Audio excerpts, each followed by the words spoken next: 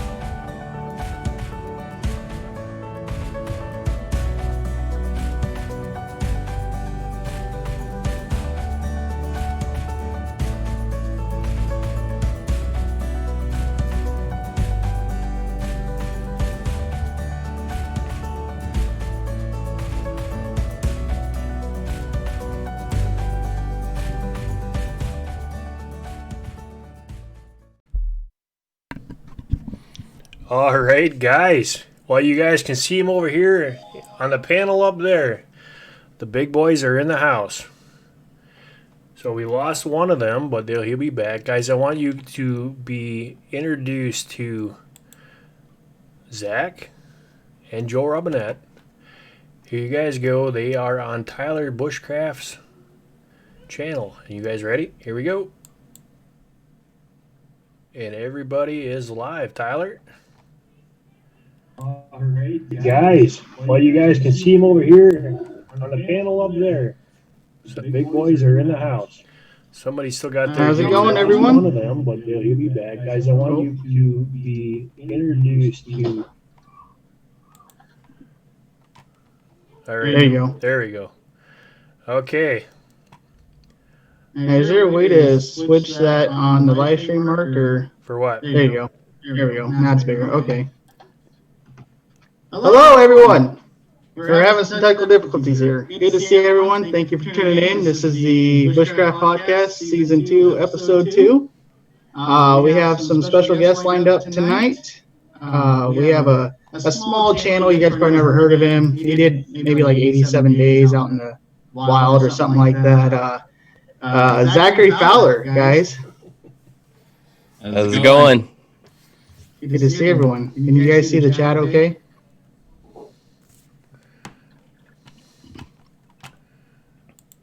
Can you see the chat, Mark? Yep, I got the chat. It's popped up. And you guys are... Everybody can see you. Awesome. So everyone, welcome Zach aboard. We had Joe in here, but we lost him. He's having some internet issues, looks like. So we're here with Zach, and we have Rolling Up Levels. We have a few other guests that are coming on tonight. So I want to thank all you guys.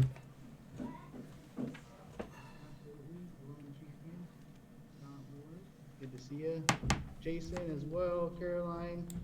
As you can see, I got quite a bit of mods in here, so really cool stuff. So yeah, How are you doing today, Zach? I am good. Finally getting over my cold here. Seems like everyone's been getting that. It's kind of funny because I got that same cold and it's just bad. Yeah. And everybody, you can't go out with a cold anymore, because you go in the grocery store and you sneeze and everybody runs for cover. Awesome. Yeah. Got echo a little bit. It says we got echo here, Mark. Let me see. We're still like trial and error with this Zoom meetup. Can you see the chat, Mark? So, plus I'm new using this new Mac computer. It's like everything's so different than what I'm used to using. So yeah, we have questions for Zach today. We have questions for some of our other guests as well. So any questions you guys have that you guys want to ask Zach, it helps if you guys put it in like capital letters so we can see it a lot easier, and then we can answer those questions for you guys. I have a question for you, Zach. I'll start it off. Sure. Now, Volume is super low. Hang on a second, guys, here. Yep. Doing better now, Tyler. They're saying it's good now. All right, it should be better now. Cool. So my question for Zach is, how did you get on Alone? Let's take me through the very beginning. Alone? Let's see. The beginning was I didn't actually want to get on Alone initially. I was trying. I saw Naked and Afraid, and I wanted to maybe be on one of those shows because, like any good couch critic, when I watched the show, I was like, I could do that. And then Alone came along, and I was like, wow, this is even better. I don't have to do it naked if I get on the show. And I said I could do that one too many times, and my wife said, she's like, I dare you, finally, because I said it one too many times. And next thing I know, I'm like looking up, and we found the site that you applied to, and there was this big long thing they wanted you to fill out, and I was like, ugh, I'm not doing that. And watching these shows and critiquing them, I'm like, they're always looking for the village people, right? So I was like, what do I have that would make me unique? And that's what you need to show off so that you're the variety, you're the flavor that they haven't had before, and make them want you to be on the show. And so I said, well, I'm a wooden boat builder that lives in Maine in a yurt and likes to shoot slingshots. Now, I always tell people that likes to shoot slingshots, but I had only picked up the slingshot like 2 months before sending that message out, because watching those shows made me think that would be a good one of my 10 items for the show. And so I sent that to them in a message, and they instantly got back to me with, yeah, we'll take you. Just fill out the form, please. We're going to send you a camera. And then it was just a matter of I sent a camera, I went out in the woods, filmed a thing, pretended to be like Home Alone. Oh no, my snowmobile is broken, I'm stuck in the woods, what am I going to do? And they loved all the drama and the, getting carried away with it. And, I showed them all the things they needed to see to know that I would do whatever it took out there. I got a little emotional about how much I'd missed my family, but I would never give up. But I picked a grub out of a log and ate it, and did a couple of little creative things and started a fire, and they were sold. And then it was just a matter of the boot camp and, selling it the next step and beating the 10 other people out. Because there was 20 people at the boot camp and only 10 could go. And we did that, and I managed to get my spot on the show after the boot camp. And all of that took like 3 months. Next thing I know, I'm on my way to Patagonia. And little did I know, like 87 days of isolation. Now, did you ever plan to be out there do you think, how did, going in there, because as a lot of you guys know, I applied after they had sent me a message on Instagram, and they said, hey, this is Randy Gottschalk, the main producer of Alone. Would you be interested in being on the show? And the first day I kind of ignored it because I was like, it's probably, spam or something like that. And then they sent it again. So I filled out the application, and then they called me within like an hour later. And they wanted to set up a bunch of Skype interviews and So it was like absolutely crazy the way that the way they're doing it now compared to the way that they did, because like talking with Joe and stuff, I mean, it was kind of the same way too. It's like, you know, being unique. And I think that was my issue too, because I made it up to the top 20. I ended up being a backup in case one of the 10 people that were going out, if they break their leg, get sick, they couldn't be on there. I was their replacement. And the only reason I got that far was it was mainly just like doing the skills that they wanted, they wanted to see like a video of a 24 hour challenge, you know, they want that on recording. Uh, but like going into the camp, like I thought it was like going to be mostly like, you know, skills and, you know, showing like all this stuff. But what they really want is like creative and like personality. And I think that's something like, because I'm still new, I've only been doing YouTube now for like a year. And like, it's, you know, you got to find your personality, you know, and I don't think I'm there yet. And for like the longest time, that was like hard to accept, you know. It's just like, man, I can do what they want. It's just, you know, I'm not really like that entertaining or, you know, that funny person that they want on the TV show. So, but yeah, you lasted 87 days, and a lot of people don't know is that you're out there for boot camp before, so you leave your family and you're out there for 2 to 3 weeks before the video, even before they even start recording, you know. And a lot of people don't even take that into consideration, especially for some of those guys that end up leaving, you know, on day 1, day 2, day 3, and they're like, well, he only lasted 3 days, but they don't understand that that person was gone away from their family for like 2 or 3 weeks beforehand too, you know. Yeah, it was for us, it was a week.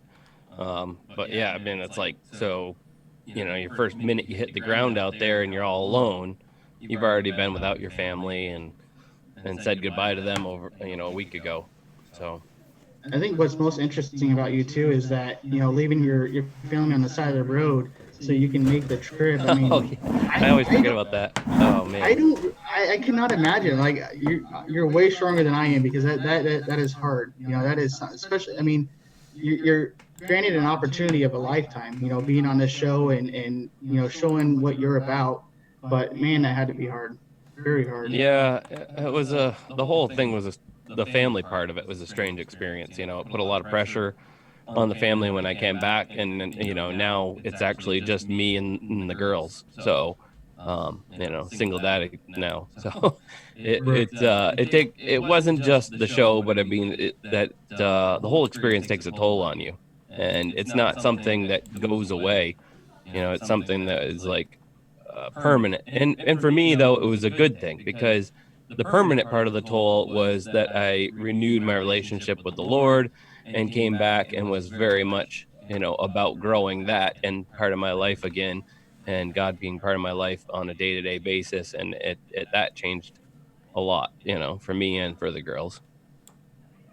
Yeah, it's like I said. And then you were having issues. You had an issue with your brother-in-law too at that time, right before you headed out. Oh yeah, Uh, my brother-in-law had passed away. I had never met him, but you know, for my wife, it was, exactly, and you know, she. like, you know, and having to leave her like that, you know, that was it was hard on her. You know, that probably played more of a bigger role towards you know, the separation of my family after the whole situation than anything else. You know. Right. Yeah, it's absolutely amazing what you've been through, especially that time. Because like I said, you know, people don't realize that's kind of a once in a lifetime opportunity, and it seemed like you just had so much stuff kind of deter you away from doing it, and you just fought through that. So I think, you know, you're a fighter. Obviously, I mean, you lasted 87 days out there. Leaving your family at that time with, you know, everything that was going on too was probably just mentally just stressful and hard. And here you are, you know, you still hold the record, 87 days, and you know it's crazy. Yeah, I never It's saw that coming. Like yeah, you know, because the seasons before, you know, I thought when we went out there, it would go, you know, 7 to 10 days longer than the season before. Because like once you get past that point, people are like, this is like, you know, it drags at you. And I thought for sure, you know, it being a winter situation, you know, and cold, and you know, people would be dropping like flies, and you know, meanwhile, I'm like, why is this still going on? You yeah, know, and then I'm like, all right, well, and then on the other side of it, in your mind while you're out there, you're like, you you picture the other people, because I was the only one that chose not to bring rations, and everybody else in my mind, their rations were cheeseburgers. They're still eating well every day, plus they're catching as many fish as I was catching. And so they're just like, they're living it up, and they built better shelters than me. And I'm trying to fight that down mentally that, they are in the same boat as I am. And I need to just, focus on myself in each day and not thinking about what they're doing. Yeah. Turns out I was actually psyching them out. Megan was across from me, and we found out in the end. I knew somebody was over there. I didn't know who it was, but I was down at my building my dock and all the stuff that I was building all the time. She heard all the pounding and hammering, and she's thinking to herself, if he still has the energy to be doing that all the time, then he's like doing good, and I'm struggling. So it like took a toll on her, knowing that I'm still building stuff, and she thought I was going to come sailing across the lake someday and out there and having a good old time. So it's a mental game. Huge mental game. Looks like we got a question from Nicole. It says, what is one part you will never leave behind, Zach? I'm not sure what that is referring to. One part you'll never leave behind? Well, like I said a second ago, just picking up walking with the Lord again on a consistent basis, was the biggest thing I brought back from that. Also, no, guys, it's not a pee bottle, it's a Mountain Dew bottle. The what? My drink? No, but so it was just yeah, I don't know. I took a lot back from that. Yeah. Let's see. Colin says, did you have to tear down everything before you left, or did someone do it for you? They never showed it on the thing. Yeah, I don't know somebody heard me. I was popping the cap, so. Oh, I think they. It was never. I think they never tore. I don't know if they tore it down because it was like built like a bombshell, so it would have taken so much work. They never showed mine disassembling itself the way the other people's were disassembled. Right. Yeah. It'd be nice if they actually still had it up, and you return for like a lone all-stars. And the reason they tear them down is actually because of the hantavirus. So any shelters or shacks or little buildings that could harbor, and give safe harbor to rodents could further spread the hantavirus. So if you go in an abandoned building, those are very dangerous. Mouse poop on the dust, moving boards around, stirring it up.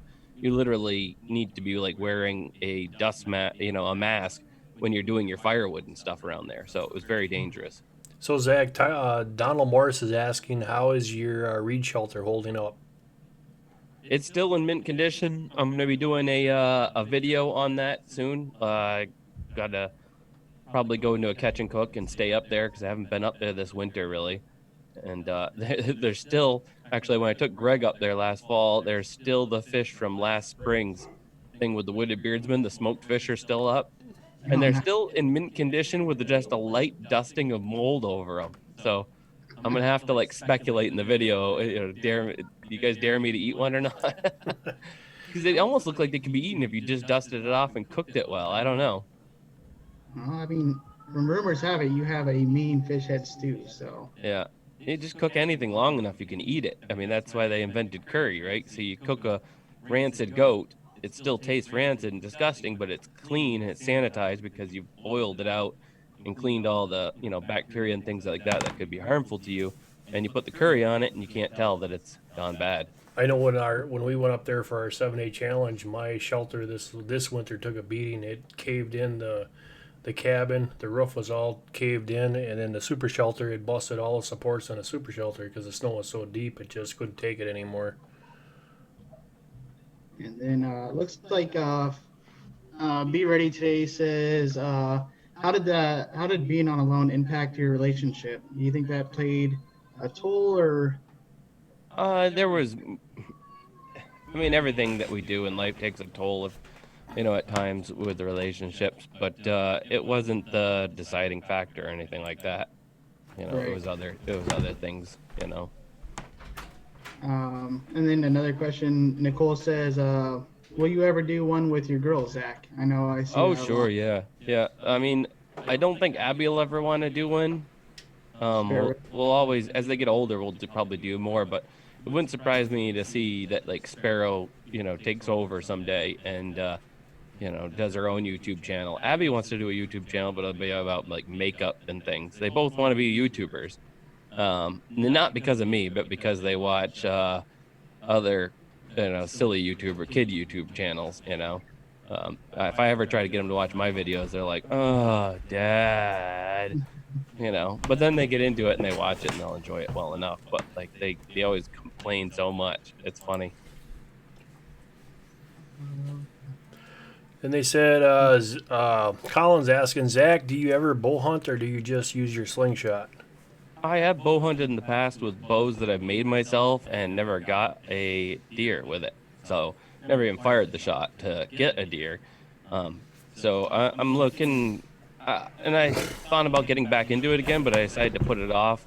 And I'm going to try to, as I grow, my channel keeps growing, I'll just, keep adding new things.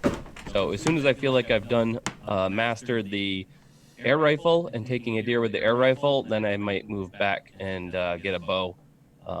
Riverbend longbows is supposed to be making me one at some point. We've been trading some stuff, and he's going to be working on one for me, and so I'll start shooting them then when he gets that done. Riverbend longbow, Ray. Oh yeah. He doesn't live too far away from me. Yeah. Troy Hammer. I think he's the one who made your air rifle. Does that sound right? Annihilator air gun. Yep, Annihilator air guns. Yeah, he made me one for our 7-day trip that we just did, and it shoots nice. I'm actually getting into it. I've owned lots of guns, ARs, and stuff like that. I never really considered, kind of air rifles. And it wasn't until Mark had brought up a good point, especially with the whole coronavirus and there's a lockdown and you got your own land and to hunt with. I mean, they can take down, like you said, they can take down, deer and whatever else too. Getting good at it. And the ammo is just like super cheap and how much you can get too. So Justin's asking Zach, when did you make your decision that you're going to do YouTube? I can't remember if I did that before Alone or after Alone or while I was out there, because I had already made 1 or 2 videos right as I found out I was going to go on the show.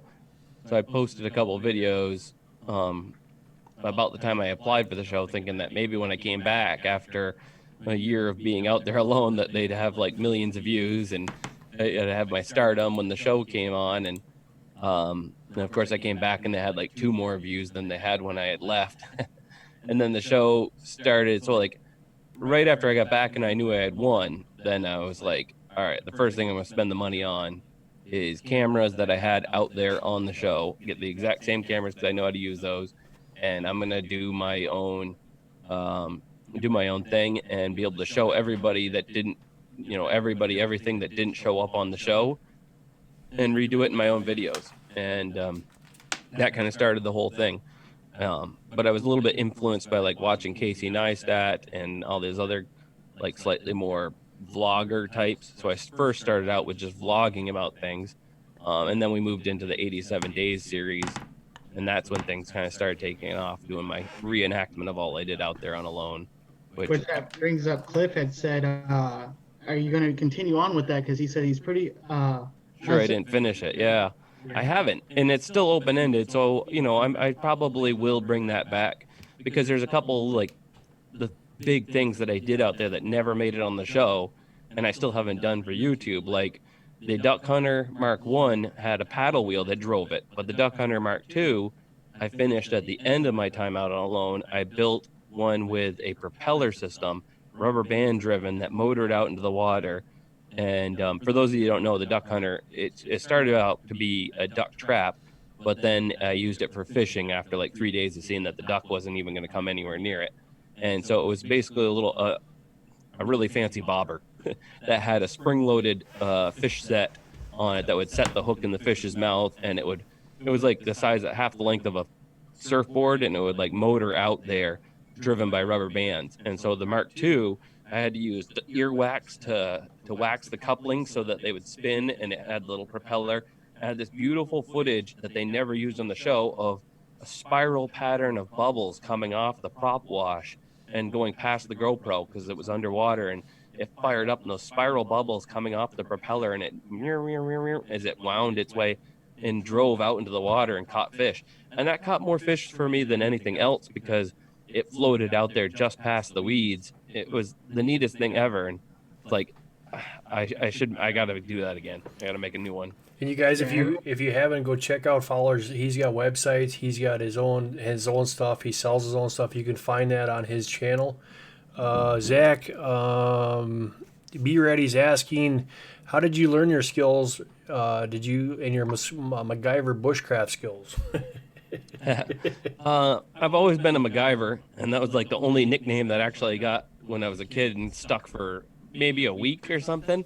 Because I was always inventing stuff in high school where,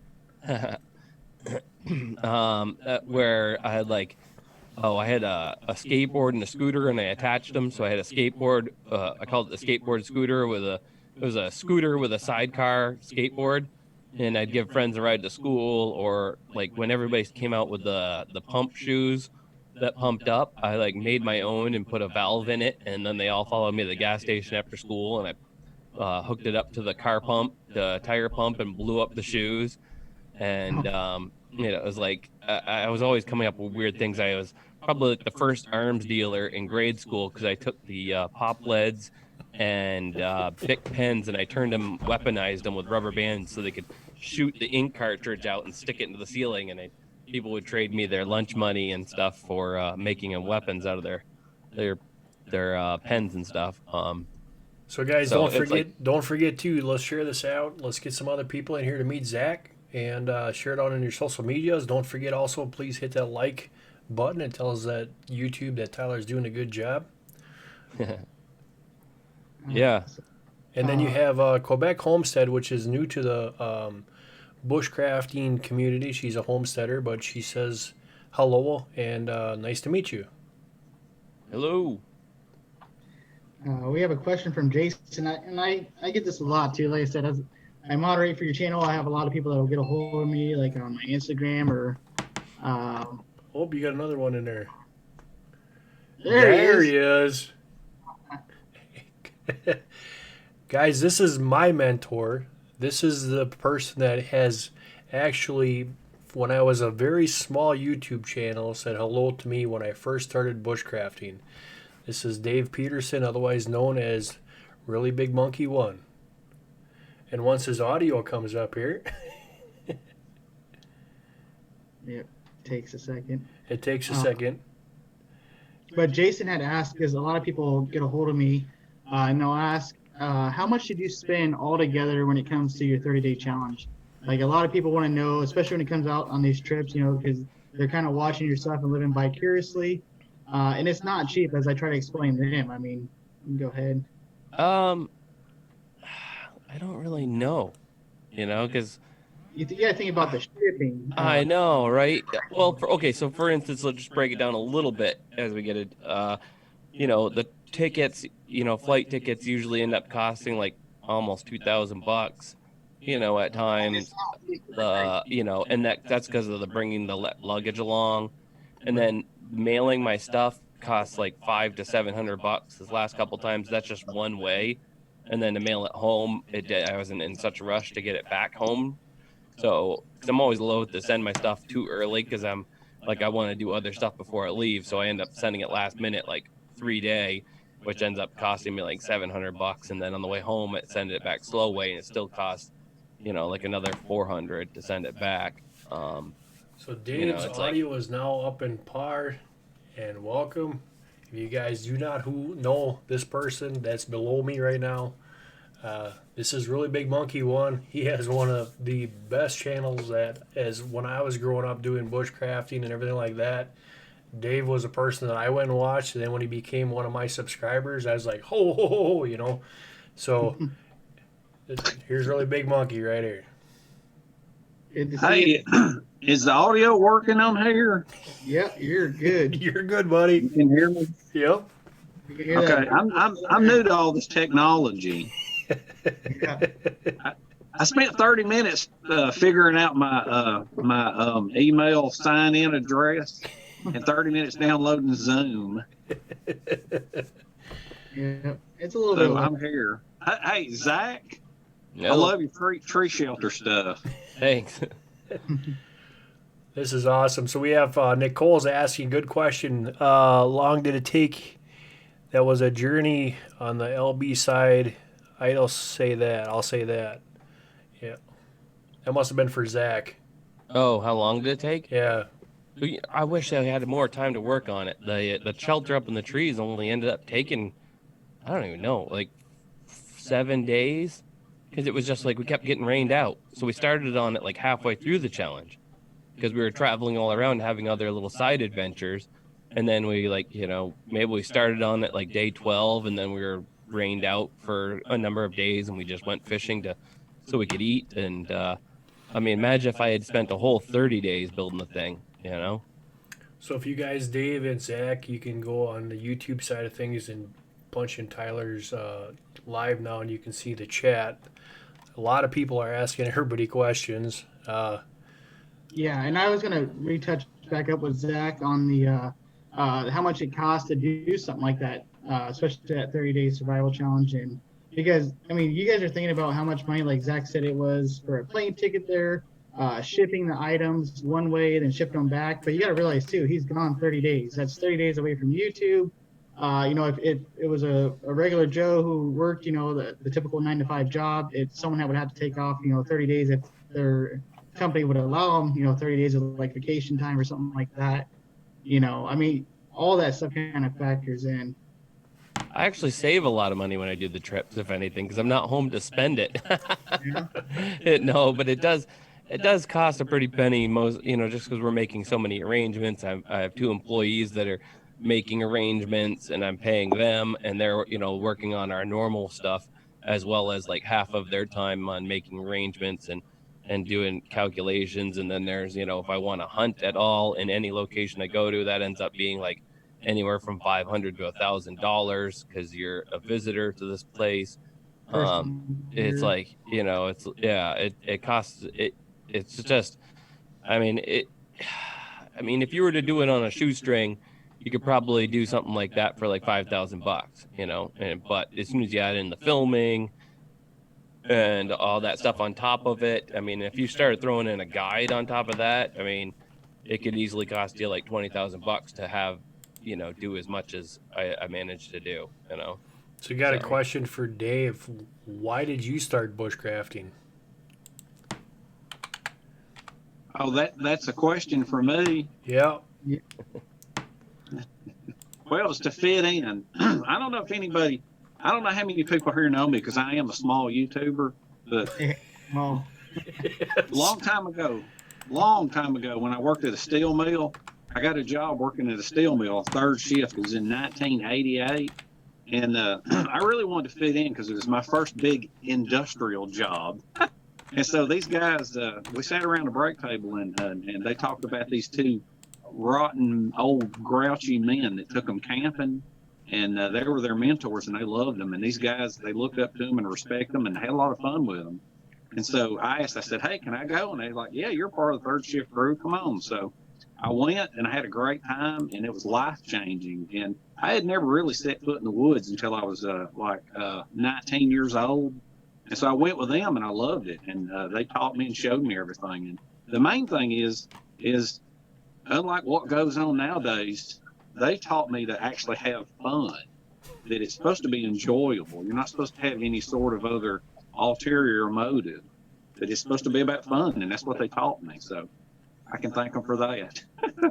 See, that's a good thing that you brought up too. Like I was telling Mark, and I think I even told Zach too, starting off on YouTube, it all becomes, at least for me, and I know a lot of people too, it comes about the views and subscribers and how many people have I gained and this and that. And it wasn't until just recently, I think it was rewatching Zach's Show Me Your Steak video, where he talks about he don't care if he has only 1 subscriber left, or it's not about the views, it's not about the subscribers you gain, it's just about having fun. I think that's kind of why we all started doing YouTube to begin with, just to have fun. I mean, until people start seeing that you can make money off of it, and then they try to get more serious and they just want the best of the best, and it becomes more like a full-time job. And even though granted some of this is for people that are fortunate that can do YouTube as their full-time job, for me, when I first started, I wanted to get the younger, like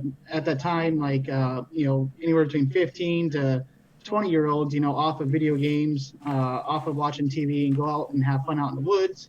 And that was like my main reason why I wanted to start. And it wasn't until a couple months in, I got a hot head and I gained like 500 subscribers in 1 month. And I was like, oh, this is awesome. So then you get hooked on it. And I would go out and shoot videos, and I was going out and shooting them for content. I wasn't out there just to enjoy myself and have fun doing what I normally do. It now that the camera's involved, so I think that's really important too, to kind of, for everyone that is a YouTube creator and a content creator, to just, like for me, or, for like Zach or you, who go out in the woods and shoot videos, it's just sometimes nice to leave the camera at home and go out there and realize why you started recording to begin with. The other thing too that I got a question for you, both you and Zach, as we start to build our YouTube channel, we have companies that want to jump on and want us to show their equipment. So I guess, Zach, this is a good one for you. Is when do you say, I don't want nothing to do with this one because it's just not what I'm about, or that you see that the stuff isn't the quality that you normally would use, and you want to say, nah, I don't think I'm going to do this one. You guys have that issue? Do you see that come up?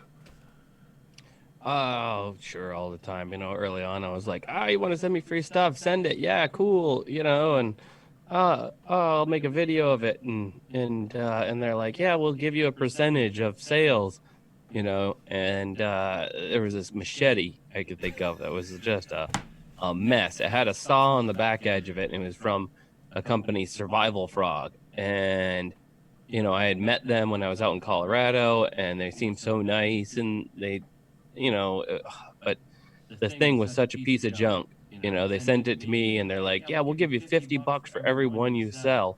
I'm like, that's awesome. And I'm like, wait a minute, this thing only sells for 55. Like, how in the world can you give me $50 for every one that I sell through my affiliate link? And I go to saw things with it, and I make a video about it, and I'm thinking, oh, I'm going to get all kinds of money because everybody's going to do whatever I ask them to. And it was just the thing wouldn't even saw through stuff, and I was like, it was a mess. I'm like, I had to wow, I gotta pay more attention. I gotta stop wanting their approval and be like, yeah, I'll do all kinds of stuff for you, and I'm promising all these things, to now where I'm like, you want to send me something free? Cool, I'll check it out. If it's nice, then we'll talk about if I'm gonna ever play with it in a video. Right. And as he was talking about the that 30-day challenge and how much it costs too, a lot of people, not a lot of people, especially for like us YouTube content creators, we really understand why sponsors help so much. Like that trip that you did, I mean, if that was all out of your pocket, that would just be ridiculously amount of money. So the sponsors that, and like Outdoor Vitals, you had Dr. Squash Soap, Wazoo Survival Gear. I mean, those are all really good companies. Like it's never like you're like trying to sell it, because it's becoming so popular now that everyone just knows like how good of a company they are. And like the Hidden Woodsman, which like I wanted a Hidden Woodsman bag for like the last 5 years. Ever since I was watching Joe's videos, I was like, I want one so bad. Well, Chris Thorne sent me his, so like I finally got one now, and it was just like, man, it's amazing. So I mean, sponsors do play a really big role, especially for some of those bigger videos too, that like you release your 30-day challenge and all that stuff. So it's good for both of us. They get to send out their gear, and we get to play with fun stuff, and they get the airtime, so people to see it. As long as it is good gear. Although I've made it a purpose of mine never to slander them. I don't make videos like garbage or good, or something like that, because it would be easy to. Although I have to say that one saw, that was just, I mean, when I confronted them, they were like, yeah, we tried it and we saw that, but we had already had a bunch made. So I was like, and then is Chasing Guns in here? Dave? Well, he was on the chat. I'm personal friends with Chasing Guns in real life. Yeah, I guess you guys work together. I know Chase was actually like maybe like my 10th subscriber, and Yeah, and he's like, yeah, I know Really Big Monkey, and that's how I found your channel out was through him. So I Yeah, we saw it. work together. Yeah, So awesome. actually, what's kind of funny is that when I first met Really Big Monkey, you want to talk about a MacGyver of bushcraft? This guy right here, he can make a lot of stuff out of nothing, which was hilarious because to this day I still remember, Dave, when you were riding through the woods with that bike and you had your tarp on one side and you had a bunch of stuff on the other side, and I'm like, what is he doing in the middle of the woods with a bike? And you're laughing and giggling and having a good old time. And I'm like, this is so cool because this is just fun. I mean, this is great.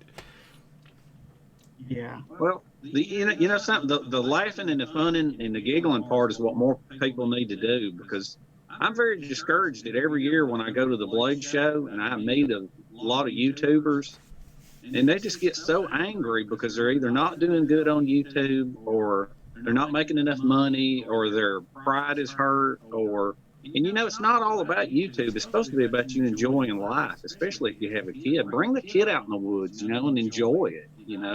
And Amen to that.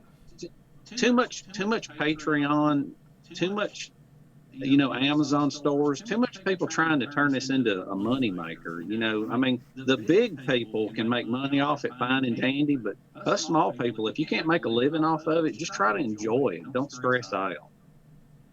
You know? Oh, it's even the big guys now too.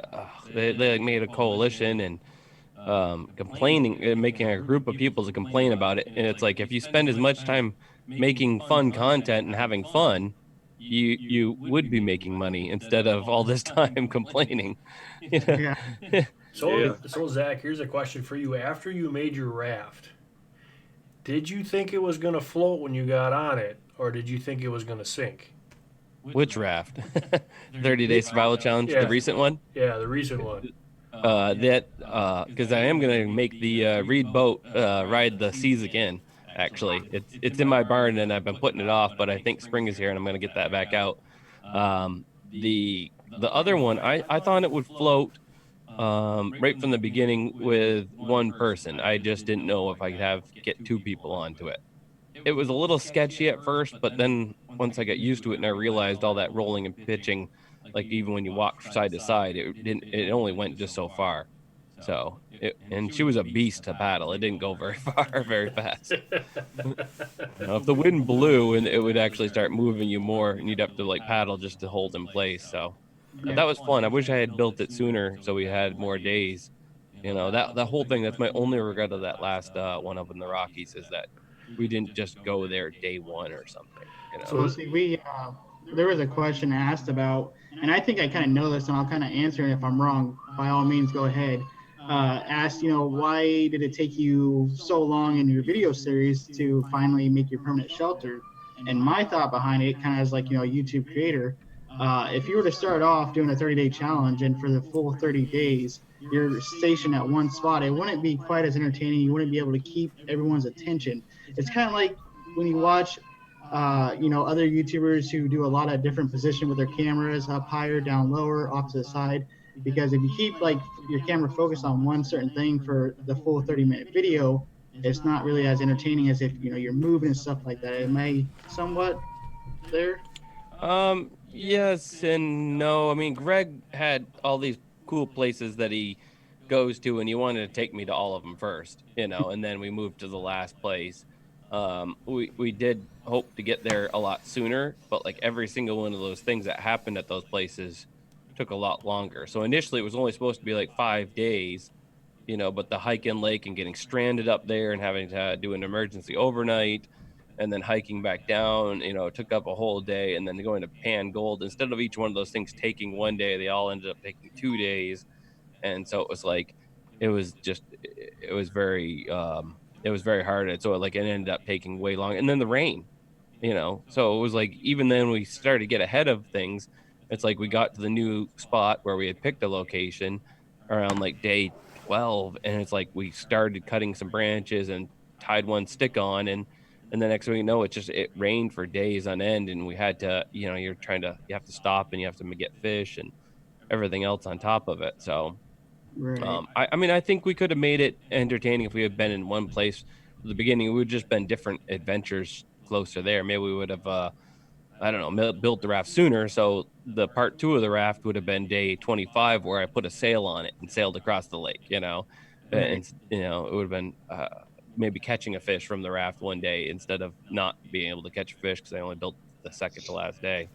So And then my question to Dave here, uh, one of your videos I really like the most. I can't remember the name off of it. It's where you built the raised bed in between the two trees and you wrap your tarp around it. After watching that video, I went out and I did like for me every time I try to do a video because I know so many channels and I moderate for so many channels too. I don't want it to seem like I'm just copying everyone and trying to claim it as my own. I always give credit where credit's due. So I went out and did like a 24-hour wallet challenge where I used everything I carry every day in my wallet. I didn't add nothing special to it, just a ferro rod, mylar blanket, stuff like that. And I tried recreating that. And my question to you is where did you get that idea from, and some of your other ideas too that you've done throughout your videos? Well, a lot of those ideas began from my mentors showing me stuff. My mentors were Flathead Ed and Big Nose Mac. Because back then, nobody used their real names because we were all like G.I. Joe in the woods.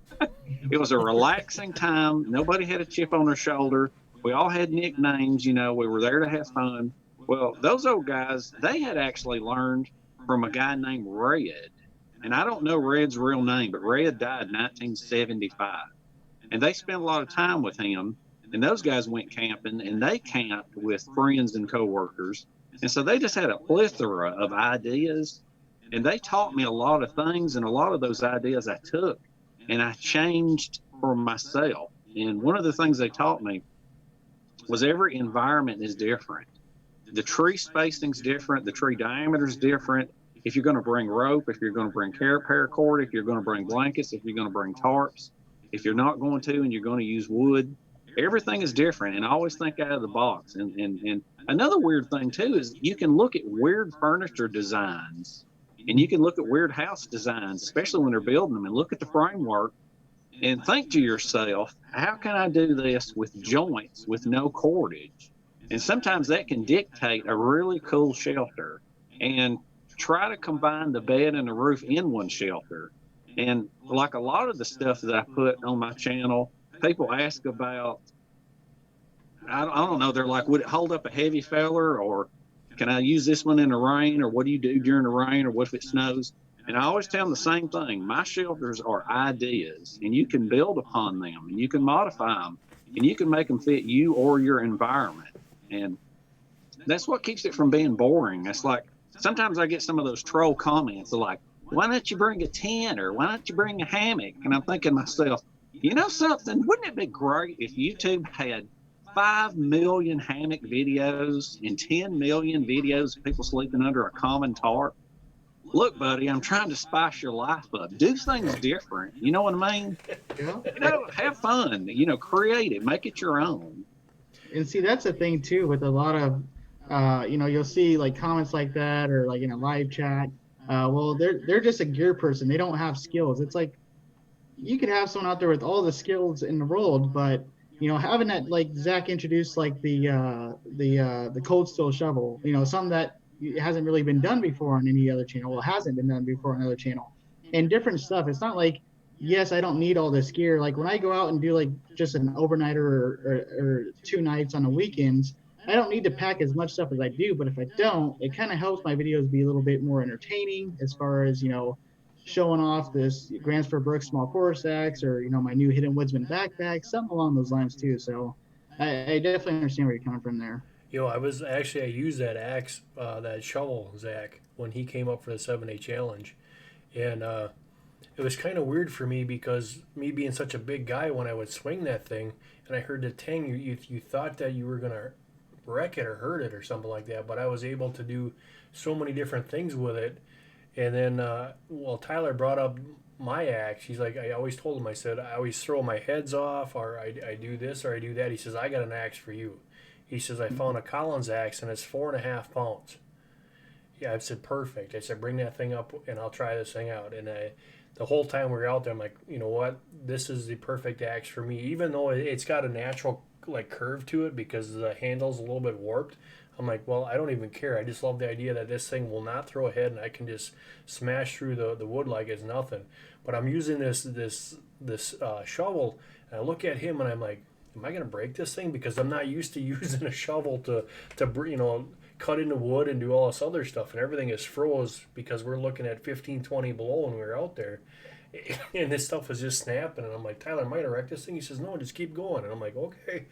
It was actually pretty cool. I just wish that they would come out with like a longer handle, like that one that you had that you screwed together and you were standing in. Oh, your they shop did or just come out something, with a you know? longer handle one. They just came out with the trencher or whatever it's called, and the head's a just teeny bit bigger. I think I still like the original better, but I have the trencher now on my car because I mean it literally gets big enough. It's just a teeniest bit bigger, but it's enough that you can dig yourself out of a snowbank, or you can chop some wood, or you can dig yourself out of a mud hole if you get trapped. It's pretty nice. Yeah. Yeah, it was fun to play with all the, and then the saw that Tyler had too. That one, believe it or not, guys, I broke my silky when I was out there, and I was like, "You Wow. got to be kidding me!" And I've had that saw for 5 years. The original blade was on there, and I snapped it. And then everybody looks. Tyler looks over, Justin looks over, and he goes, "Well, where's the replacement blade for it?" And I said, "It's at home." I didn't even think I was Yeah. gonna break it, so I was like, "Why even bring an extra one?" And so then I got to use Tyler's saw, and I was like, I really do enjoy it. I'm not used to the buck saw kind of a thing. I like my silkies, but it was a different experience having that ability to have the buck saw. So it was really a different experience compared to the normal skill silkies or something like that. Well, and that leads me to my question for both these guys too. As Mark knows, my Boreal 21 saw, that thing, if there is a fire and I can only grab one thing, that's the thing I'm taking. I absolutely love that saw. I can't speak highly of it. What would be, out of everything you guys ever used in the past or would want in the future, what would be that one item for you guys? Yeah, Dave, what would be your favorite saw to use? So, like Naked and Afraid, you only get to pick one item. What would it be? Well, are you talking about for like camping and bushcraft, or are you talking about for survival? You could survival, camp, bushcraft, camp or bushcraft. Easy. Camp and bushcraft. He's gonna grab a knife.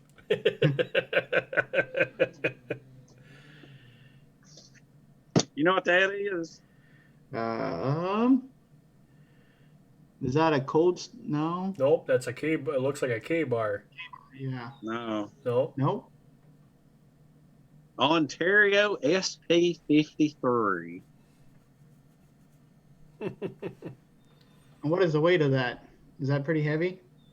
It's heavy. I don't know. I ain't never weighed it. It's 1/4 inch thick. Okay. That is a beast of a blade right there. That blade right there is one of those things that if you put, I don't want to make anybody mad, but if you put a Gerber or a Kershaw or a Cold Steel or anything like that in my hand to put me in the woods, I'm like, nah, I got to kind of be careful with this. I don't want to break it. I don't want to bend it. I don't want to chip it. But put this in my hands and I'm like Rambo. I am full of confidence because I know what this blade will take, and I love it, and it's been with me a while, and it's been through a lot. So it'd have to be this. If I had to just blurt out one item, this is it. That's like my K bars.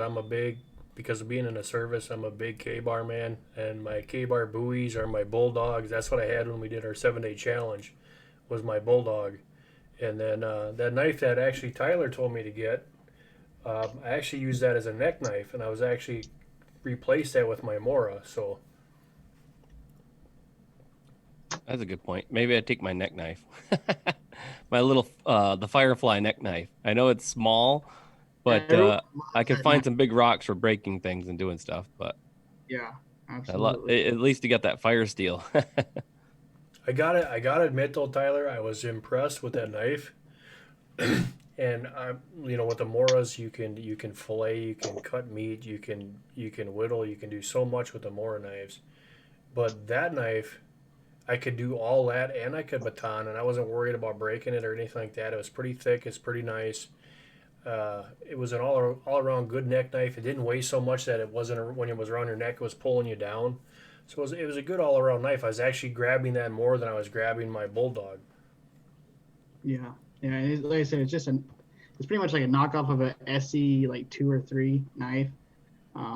They're pretty decent, especially for their price. And then Zach, what was yours? Are you still? I don't know. I love that little. I love all my little. Like I don't have any one thing. I have like 5 things that would always work with each other. So it's like probably would have to pick my LT Wright knife, the one I've been using a lot lately with the orange handle, just because it's a good, solid knife. I hate batoning, but if you have to, you could do it with that because you didn't have something big enough to chop. I'd love to say it was my shovel that I would take, but then I wouldn't have something small enough blade that I could whittle and carve things. And that's my most important thing, is to be able to make little triggers, traps, gouge hooks easily that, for fishing, so I'm making some dog bane line or something. I don't know. So it's like, if you only got one item, you're going to need it to be able to carve with it, but also able to chop something big enough so that you can build a shelter without spending a month on it. So it's, So as far as you, Zach, would you say that the winter challenges were more difficult than the? Oh yeah, for sure. Yeah, they sure were. Just because it was the most miserable time of winter when we went and did it too. It was the weirdest. It was all that slush and the warmth and stuff kind of made it a lot harder. And then there wasn't even the motivation on top of that we were catching nice fish for the whole thing. We're just catching all of the junk. Which I don't mind. If you're going to catch a ton of perch, that's cool. But I only managed to catch like 5 perch, and we weren't slaying them. So it was a weird situation. I noticed too with us is that the brutal cold, like when Tyler came up here, he was talking about back home, he was used to the 15 below and stuff like that.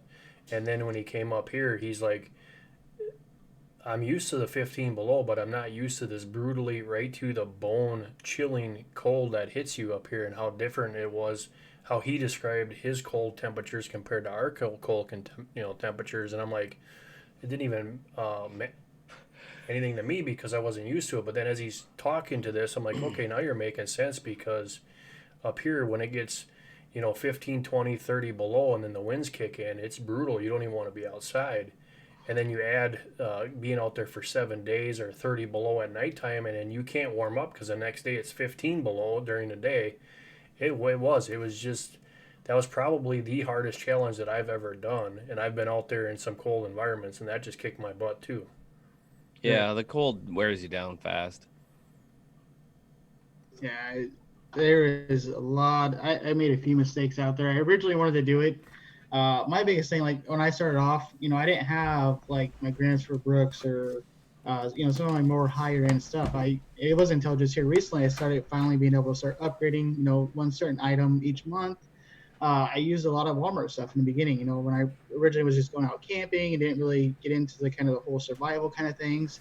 And it wasn't until like after doing the loan that really kind of started pushing me in that direction. So I started the challenge off just doing Walmart only gear, and then I wanted to take it next step further and do no sleeping bag when it was, I think our coldest night out there was like negative 32 degrees Fahrenheit without a wind chill, which was brutal. And that's when I got nerve damage on my big toe because of that. But yeah, it's crazy, absolutely crazy, the temperatures we had. So somebody keeps asking about the 30-day survival challenge, chance of doing it with a bigger group. I probably won't be doing that anytime soon, just because it's harder. Like even just filming with AP, with AP bassing and the Wooded Beardsman at the same time, it was a pain in the neck at times. We had a good time, but it's exhausting just even having 3 people, and sometimes even just 2 people, all up in your grill, and you're up in their space, and you're like, you're in the middle of getting your shot, and they make noise, and and it's just right now the 30 days about survival challenge is about going out and doing something new each time with somebody else new, one other person kind of thing. Right. And I think that was what we learned too, and that's kind of what I was going to talk about when I went out there with Mark and with Waypoint Outdoors, who's in here. Justin, he kind of went through the same thing with the loan process as I did. And so we thought, hey, let's all meet up. And that's when I was talking with Chris Thorne. He was going to fly in, meet me here, and then we was going to go out to Wisconsin to do it. And it's kind of likely it happened with just the three of us because, like you said, everyone's kind of all in each other. You're talking over. My biggest issue out there, too, which I was going to ask Dave and you, camera issues. For the longest time, it wasn't until just yesterday I upgraded my camera. But I've been rocking like an old Nikon D53 with like a horrible, like really loud autofocus. And I've been having nothing but issues out there, especially in that cold weather. I even bought one of those thermal blankets that you put over it. I put hand warmers in there. I tried everything. It was still, there was 2 days I only had like 5 minutes of recording for the whole entire 2 days because of how cold it was. Now, have you guys ever had any kind of issues like that? And what do you guys do to not get frustrated about it and keep a happy personality on camera? And yeah. I didn't have any trouble till the last day of our winter thing with the cameras, but it was warmer. And usually if it's cold, I've gone out a couple times, my shelters are so secure. My stuff is warm and comfortable. And I don't have a problem. Like all that time on alone, I never had a problem with any of the cameras. Canon seems to be doing pretty good with all that. As long as your camera's warm when you start out into the cold, it seems like I never have a problem. But I haven't had a lot of too much experience filming below -5 though. So, See, like mine, I've got the Canon, I've got the Rebel, and I was good as far as the camera operations. It was the battery, even with not like this is the RAV power and this is a 26,800 milliamps, and this thing would be fully charged. And I've got 3 of them. Tyler had one, and I had one, and I have a backup. And you could be fully charged, and as soon as you walked out of the hot area, this thing would be like down to half an hour. The batteries just did not want to stay charged at all. It was just like it was impossible to keep things going at that cold temperatures. Yeah, the drone did that to me the last day too. Now that I think of it, that it was like fully charged. And I took the battery off the charger and the controller off the charger, and I went to fly the drone, get one more nice set of drone footage, and she was just like started beeping, needs to return to home before I even lifted off, and I was like, that stinks. So Dave, when you don't have to deal with the really cold environment, do you? No, I was just fixing to say, I can't remember where Zach lives, but I'm not the kind of guy that you can really ask about extreme cold because all my filming's done in Georgia and Alabama. And, our winter's about the coldest it gets. And it's very rare. We get into the teens, but most of the time our winters are in the 20s and 30s. And so I've never had a problem with cold on the camera. The problem I've had with the cameras is me, because I used to film a lot in swamps and wetlands, and I plopped the camera into a swamp one time and ruined it. And then another time I dropped the camera out of a tree. So, but ever since then, I've just bought cheap cameras. I don't use nice cameras. But cold, no, I don't have a problem with that. Yeah. I'm up here in Maine, and even for us, like that's the only reason I've never had too many cold problems, because I'm on the coast. I mean, all our ice is already melted off. If you go, an hour north of here, there's ice still in the lakes. People are ice fishing, but all our ice is gone, and it's warmed up. It really wasn't really. I think up here for some reason, it's not only cold, but the humidity. Like when these guys showed up the first night on a Sunday night, believe it or not, it was so foggy. It was below zero and foggy that you couldn't see 10 feet in front of you. It was just weird. I've never seen anything like that before. The next day, everything was like iced over. It looked like a winter wonderland that you see like in some picture parks. Everywhere we went, the trees were iced over. Everything was just solid ice.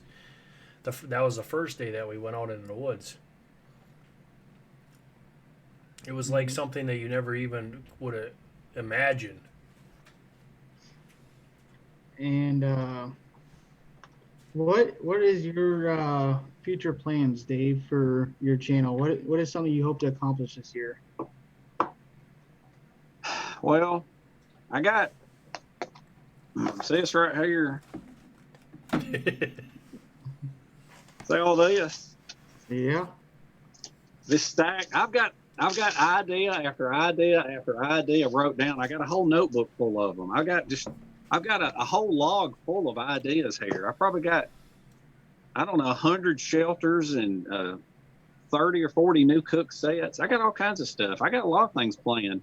But my problem is always, and I'm always complaining about it on my channel, is, I don't make a living off YouTube. It's for fun. So I don't devote a lot of time to it. I have a full-time job, and there's a lot of forced overtime. And so not only do I work the overtime, but I have a lot of family obligations, and, just life in general is very hectic. So I don't have a lot of time to do things. And what's bad is a lot of times I'm battling, like, I get real fired up, okay? I get real fired up during the cold weather, and I'm like, okay, I got these heated shelters I'm going to do, and I built a couple of them this year that wound up, they're over there in a box, and I can't show them now because it's not cold enough. But for that window, you have deer season, and so I'm trying to stay out of the deer hunter's way. And then we always, at the mill I work at, we always have the annual shutdown, and it comes in right after deer season. And so by the time I come out of it, like right now, I'm working 12 hours a day, 7 days a week.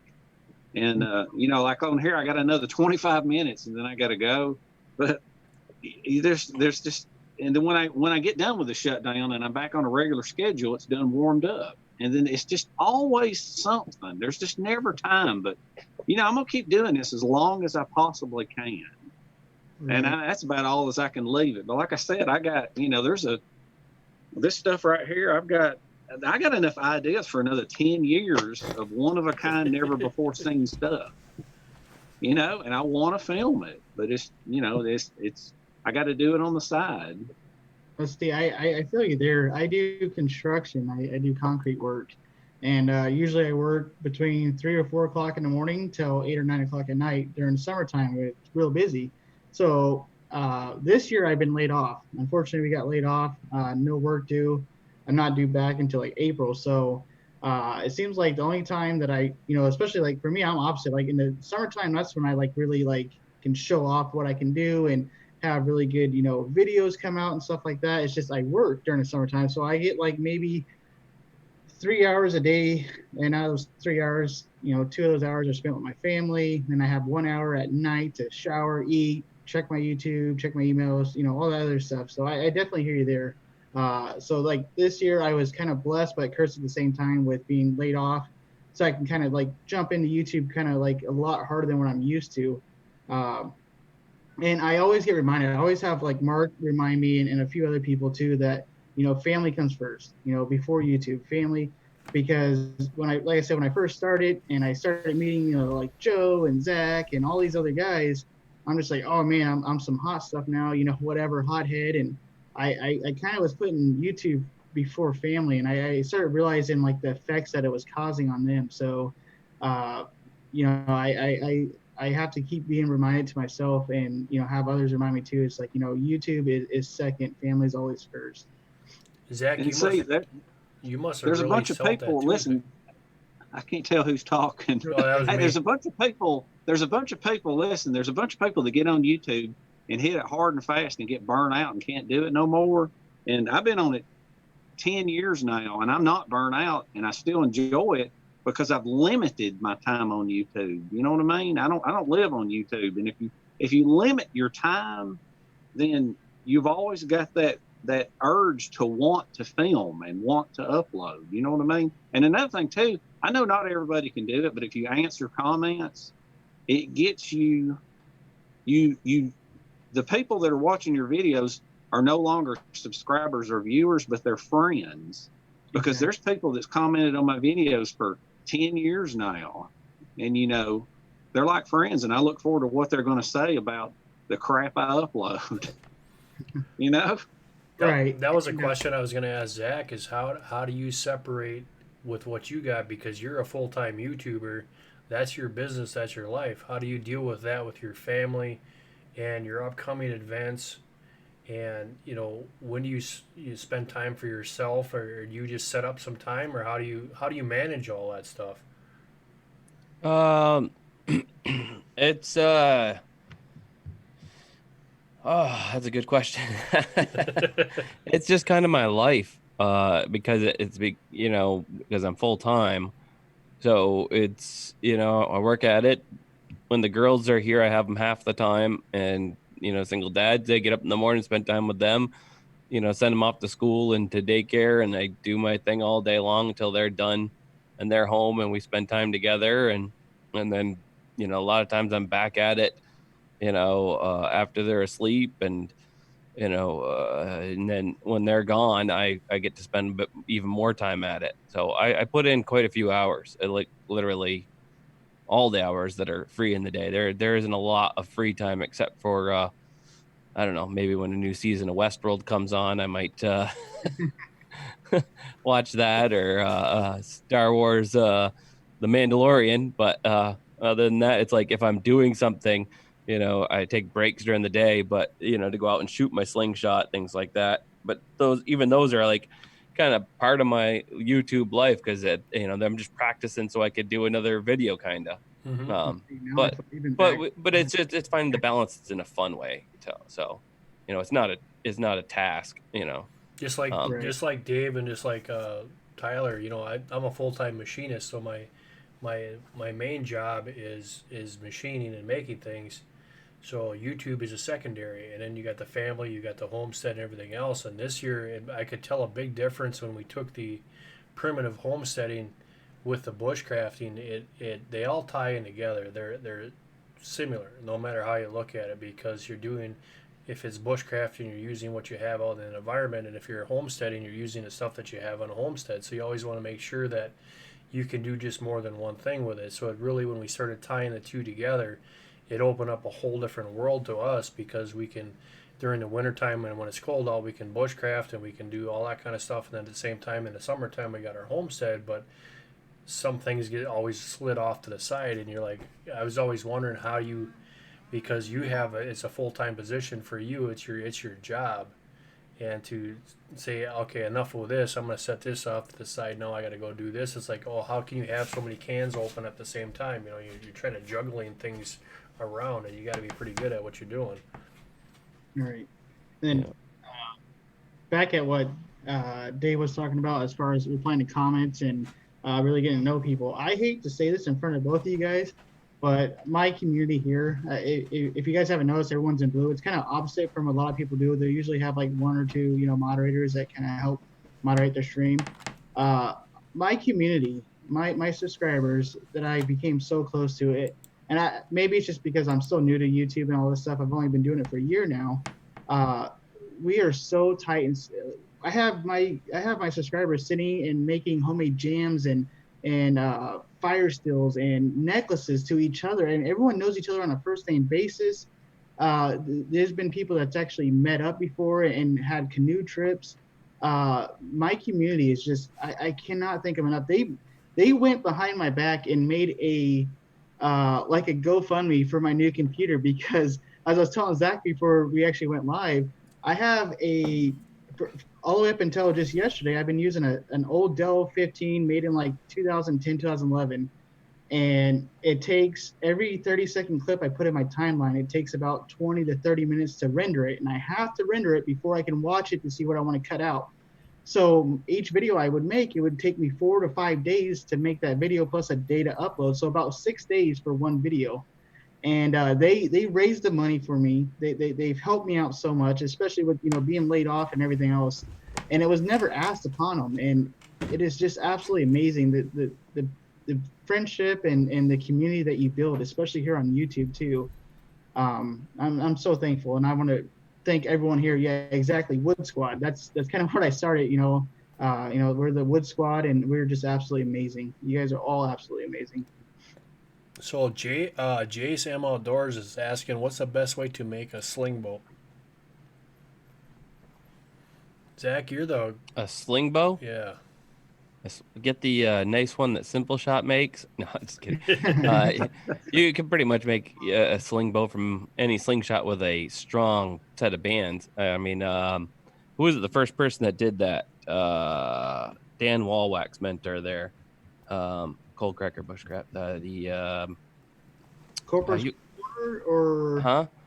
Corporate's Corner Four Corner Bushcraft? No. He's got millions of views. I can't think of his name, but anyways, he took a like a daisy wrist rocket and put a whisper biscuit on it with zip ties, and got like millions and millions of views for it. It's like so easy to build them, like a $7 whisper biscuit and a $12 wrist rocket, and those bands which are no good for actually shooting regular slingshot ammo, except for the like select one or two old guys that can actually hit stuff with those things, because but they can really sling an arrow pretty decently, you know.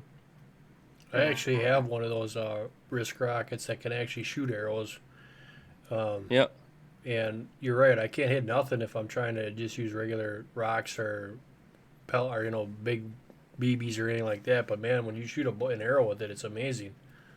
Well, it's because they people don't realize they sell them, with those half-inch marbles and stuff, but it's more like you need something that weighs like 4 times that to be accurate with them, because that's like the bands are so overpowered for such light ammo, and that's why when you shoot an arrow out of it, it actually rocks the arrow pretty good, and you can do some good stuff with them.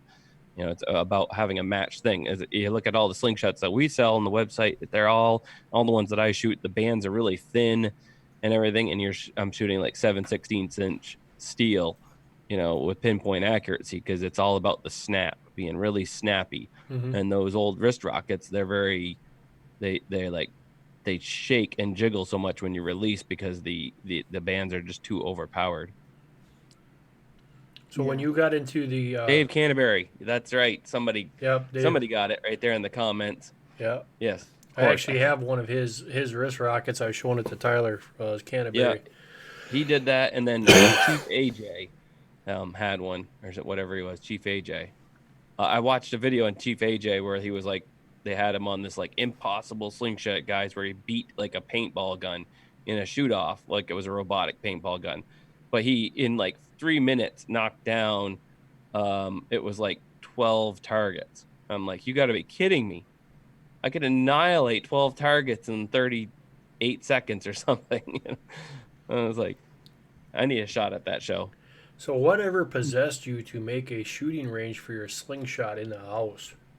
The wife left, and I was able to do whatever I want with my house. So I was like, hey, take advantage of this, and like I don't have to go outside when it's cold and wintry, and and it's just it's a blast having a shooting range in the house, and all the other things, knives all over the place, and just decorating it like a man cave. I realize someday, if I ever get remarried, I'll have to move all that out to the barn, and we're working on the studio out there at some, a little bit here and there, and all of that'll get moved out of there, and I'll probably have to have paint doilies on the backs of my toilet someday again. But for now, I am a single dad, so I got to get to do whatever I want. That I do like that idea you had with the China cabinet where you put all your trinkets from your different journeys. Yeah, that is pretty cool. I was thinking it's my about old that. man box. Yeah, my grandpa had one, and I just used to always stand there in front of it and ask him what all the different little trinkets were. And so I always said, someday I'm gonna have my old man box. So all that stuff has been in boxes for years. All the little trinkets from, the ring I got from my first girlfriend at Bible camp, and right up through to the first piercing I put in, and my dad made me take it out because I did it myself. And So Colin's asking, Dave, does anyone else in your family ever go out with you when you bushcraft? Well, a lot of times my son Nick does, and sometimes we film that. It's a lot more fun without the camera. But sometimes we film together, and my brother goes sometimes. But my brother is kind of like he makes Rambo look like Mr. Rogers, and so he can't be on camera. But yeah, my brother does. My brother is like all out extreme. Now, for you two, I think I know since I know so much more with Zach. But for both of you guys, if there was one person that you didn't care about views, you didn't care about, what you would gain from it, just what you personally would want. If there was anyone you could do a collaboration with, who would it be and why? Well, I've already been saying this a whole bunch on my channel, and I've been trying to get Air Arms SA, South Africa. I met him at the gun show there in Vegas, a SHOT Show, and I thought I had him hooked, and I've sent him emails and he hasn't replied. So I don't know. I was like, I thought that it would be a good collaboration. He was pretty sad when I talked to him, though. His channel's completely demonetized by YouTube and has no chance of ever being monetized again. So he works just off of sponsors, just because he has shot the air rifle and rifles so much, shooting game. They won't will let him be monetized at all. And so I was like, I could help you with that. You can make your vlog channel about our 30-day survival challenge. So who knows? Maybe it'll turn around at some point. And now that I was done bugging AP and having my fans bug AP, I was going to have everybody go over there and start bugging him. So he at least gets back to me and says no. I don't know if he's getting his emails, if he's out doing adventures. Oh, I haven't heard back, but I'm determined. And then for you, Dave? For me, there'd be two guys. There could be a million different people but I'm trying to think of what would pop right off the top of my head. And one of them is there's a channel of a guy that I really had a lot of respect for, and he was on YouTube way before me, and his name's Freddie, and his channel was Hob EXP. He's from Sweden, and he doesn't make videos anymore because he got sick of the direction of YouTube, because YouTube's changed a lot from when we first started. But I think it'd be great to go and spend the night with him somewhere. And the other guys, there's a real mysterious guy that doesn't make videos anymore, and he always blocked comments. He turned off comments on his videos. His name's Jungle Crafty. You ever heard of him? No. A little skinny guy. He's a British guy, but he's in the jungle. His channel is Jungle Crafty. And kind of the reason that I relate more to him and what he does is because, like, say, Morris Kohansky was always my hero, but he's in a cold environment where it's snowy. And so, half of what he teaches I can't really use. But Jungle Crafty is in a hot, humid environment just like me. So, most about everything he does, I can do. And he's just, I don't know, he was a weird guy. He just disappeared from YouTube about 3 years ago. That was like when I I don't even know his real name. started watching you, Dave, and I was watching Far North Bushcraft, because they are in our kind of environment. They're in a cold environment and stuff like that. And I got to know how Lonnie was doing stuff and able to associate what he's doing up in Alaska compared to what we're doing here in the environment, so I can understand about the humidity and the jungle environment down in Georgia. Because I'll tell you what, I don't think I do too well out in the. It's like Tyler wants me to come down by him, and he's telling me the temperatures. I'm like, nah, no way. It's just too warm. Yeah, no, I don't do the warmth if I can help it. Like, I want to do Florida. Florida is one of my next goals. Is I want to hammock above the alligators, like for 30 days, and like have them coming in and like messing with my camp while I'm sleeping and filming it and just having fun. But like, I'm gonna do it during the winter time. Hey, Zach, I know somebody. I have a close personal friend that lives near Silver Springs, Florida, and they kayak and camp with alligators. So, nice. and there's an area down there where they filmed some Tarzan movies back in the 50s, and there's actual monkeys that are native down there now living in the wild. Yeah, so if you want me to hook you up with that person, hit me up on Instagram, and I'll hook you up with them. If you want a guide down there that knows the alligators. Zach, oh man, let me see real quick. So you got Be Ready is saying, Zach, if YouTube goes dark next week, what alternative platform would you use? I probably just right on our website. We just host videos right there to start with, and maybe like Instagram and Facebook to get everybody's attention that we're still alive. See, like what we were doing is BitChute. We started to download some videos on BitChute here recently. So, yeah, if YouTube goes dark, then I think pretty much the whole world's gone dark, and you got bigger issues. And that brings up a good point, though. One of my biggest preps for you guys, and people are talking, am I gonna make a prepping video? I'm gonna start trying to do like a weekly vlog or twice a month about some of these preps that I've been making lately. Because I want to be prepared, and I haven't always prepped as much because I'm not worried about if things happen. But we did go out and buy a whole, 2 months worth of groceries and have all that stuff now. But I've also prepped with getting more trapping supplies. And for me, fortunately, it's stuff I'll be able to use in videos.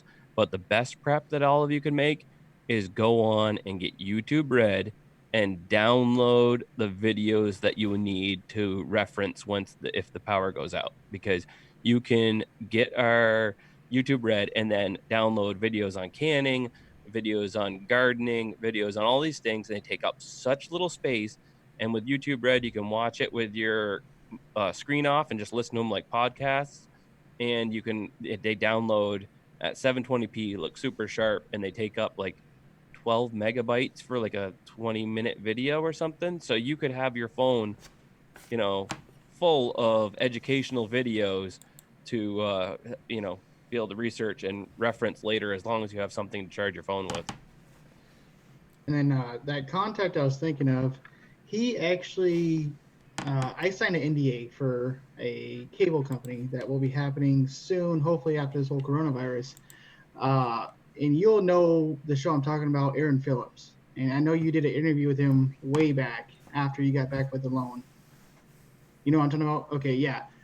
He's still in Florida, isn't he? He does river guides too. I haven't talked to him since he got a hold of me about that show.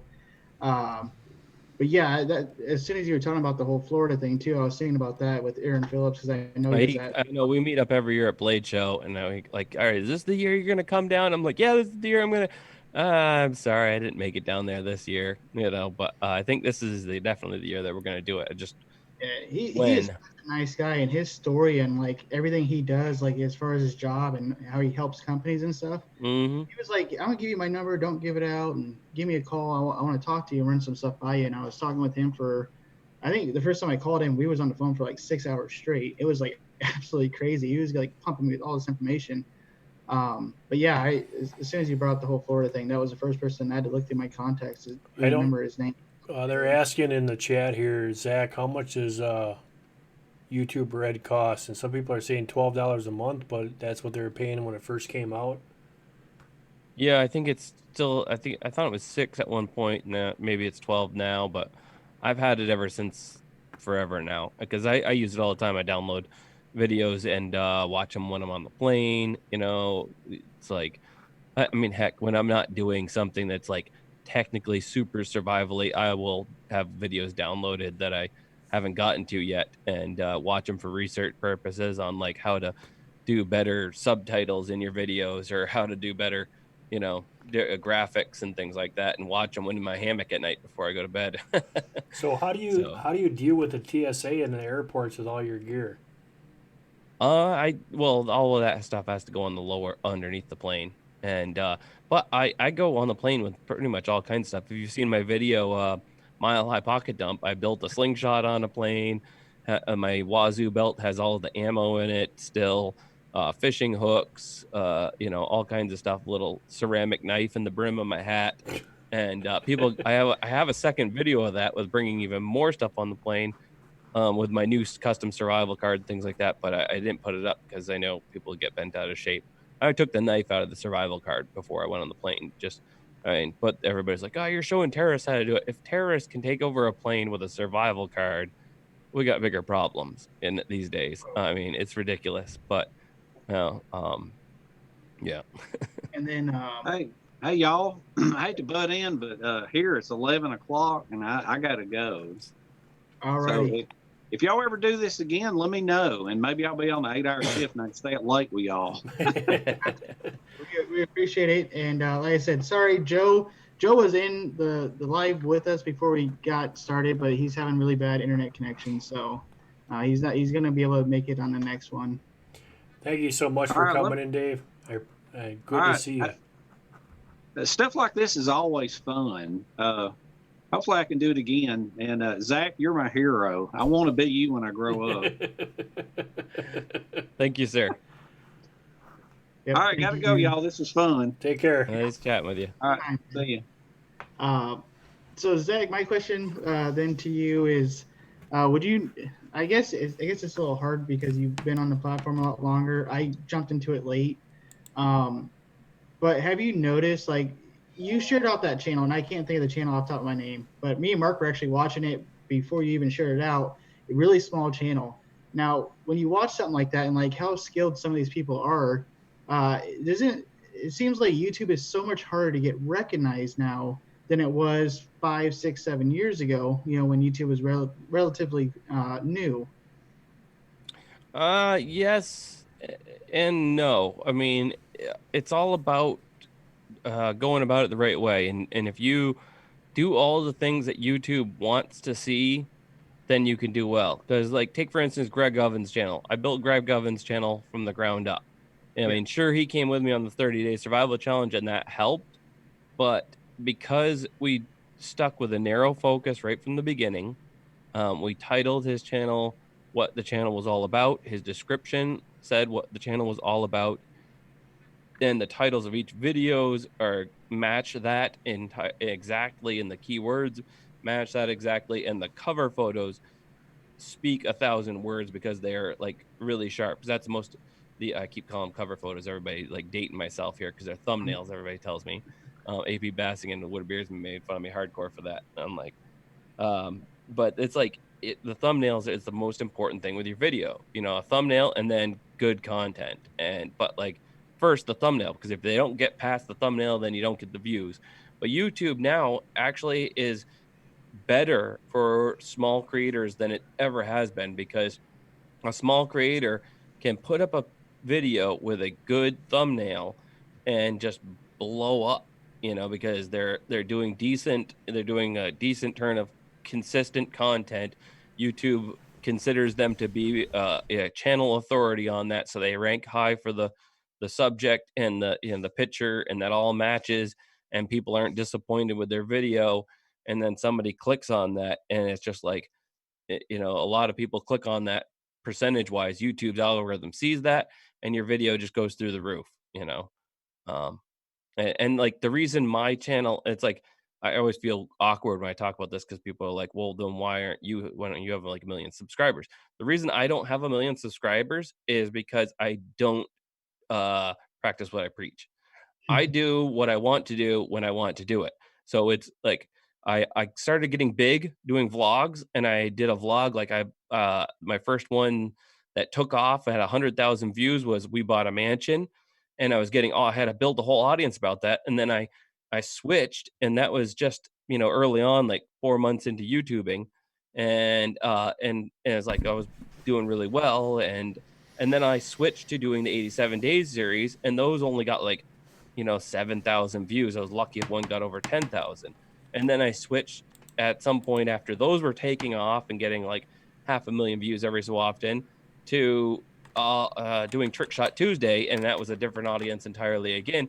And so I keep killing my own momentum by doing what I love and making fun videos. So, it's like, if you look at Greg Ovens' channel, you can see it's still doing really well for somebody with less than 100,000 subscribers. Anytime we put out one of his videos, because we're still producing his videos, and his videos, like one the other day, the Grouse Parmesan, got 130K and still ticking through some views, and the other one's got like 4 million views on his channel already. yeah, for a channel that's like 4 months old, Yeah. and it's like, so the proof is in the pudding there that anybody could do it. And sure, it had a bit of a leg up because he did the videos with me and things, but I still think legitimately, I've gotten a ton of subscribers just from Greg's channels, because YouTube liked his stuff so much they shared it out, because he did the legwork himself, or we did the legwork with Greg to make his videos and did it the right way. And so I'm hoping to, in this new year, launch a whole series on that. We're going to start opening up a membership thing and start doing like a weekly live stream where we can evaluate people's channels and encourage people that want to do YouTube. Because even if you're not super full time, there's no reason why you couldn't focus yourself properly and get a hit on YouTube. Maybe that hit initially is just for you, is to, when you only ever get like a couple hundred views, is get 100,000 or something views. But yeah. Yeah, that'd be awesome. I know we was talking about that too, about doing that, and I think you also was telling me something about like editing or something like that, or is that still part of like doing like the live stream or? Yeah, that will be the live stream. So we talk about anything creator wise to Right. become how to build your YouTube channel, how to build your brand, how to, how to do a good thumbnail, how to, see what other people are doing and copy them because, there's nothing wrong with that. Back when I probably like good 7-8 months ago when I was kind of like all just specifically all on YouTube for the views and subscribers and stuff like that. Before I realized what kind of community I had, and this is something you did without me asking you or telling you about or talking to you about, was like I would be sitting there and I'd be like, I got like 100 views after like 3 days. Like what the heck? I got like 3,000 subscribers. I should be having way more than this. And I would be like, I wish one of these big channels would just start over fresh and they didn't use their name on their channel, they didn't use their pictures, just kind of act like there's someone different and see how they would do on today's with today's YouTube that haven't been on YouTube for like 10 years. And you kind of did that with Craig Ovens. I mean, you're behind all of his channel with his editing and tags, titles, and thumbnails and stuff like that. So you pretty much did prove to me that it's not that you have to be on YouTube for 10 years ago, 10 years ago to have a decent following and decent views. And so that's one thing too. I didn't even get a chance to tell you. And as we're talking about it, it was kind of just, it ran through my mind that I was like, it's you can do it. Yeah, I mean the thumbnail is the most important thing, and you could even take for instance like Greg's Grouse Parmigian. We had nothing for a thumbnail since I'm not working with him on a one-on-one basis and able to take the good pictures with my camera. We had to like take a screenshot, and we had to be creative about it, by putting a grouse in the sights. People, as much as YouTube doesn't always like that, but something in a scope sights always seems to do really well. Because they think people see that and they believe that they're going to get to see something through a scope sights or get to see a actual catch and cook, because catch and cooks are popular. If you could do it without getting demonetized, because you just got to show it in a proper manner, not showing the gutting and not showing the things that YouTube doesn't want to see. Right. It's like there's a way to go about it, and that's one of the things we're going to work with people, help people to get out of that. Because I personally think they don't say that there is, but I personally believe that there is a behind the scenes. Even if you're not demonetized, if they see too much hunting and stuff like that, they don't demonetize your channel, but they hide it. They don't share your stuff as much. I've seen my 30-day survival challenge being like taken way off, and then I introduce the air rifle and I say I'm going to go hunting in the video, even though I got a rabbit with it, but it's like all of a sudden my views just go, Right. Nothing's been demonetized. They just don't. They limit the amount of views because there's only just so much ad revenue on YouTube. If you're monetized, they can only afford to put that on a certain number of hunting channels. There's just so much that those advertisers are willing to show on hunting channels. There's only just so many. So people like Deer Meat for Dinner, they get first priority on those hunting ads, and so the rest of us are like, pushed off to the side, unless you're above that threshold somehow. Right. And see, my friend, I'm surprised he's not in here, Kevin LA Beast. He's got like roughly 2.5, 3 million subscribers, and he gets like really good views on his videos too. But like he kind of has been like showing me and stuff too, like certain stuff that he does on videos that isn't necessarily against YouTube's guidelines, but it's kind of risky, edgy kind of stuff. And like you'll see a video, and especially someone for like his size channel, within 24 hours, he would have roughly 2 or 3 million views on. But some of the stuff that he was talking to me about that's kind of on the fence with their community guidelines that isn't technically breaking them would only have like 5,000 to 8,000 views on it when he should be having 1 million within the first 24 hours. And that he's, as he was talking about, he was kind of telling me, like YouTube, even though it's fully monetized, it's still like limiting how much YouTube is going to kind of push it, Yeah. Well, they have the computer world there, they know what's in your thumbnails.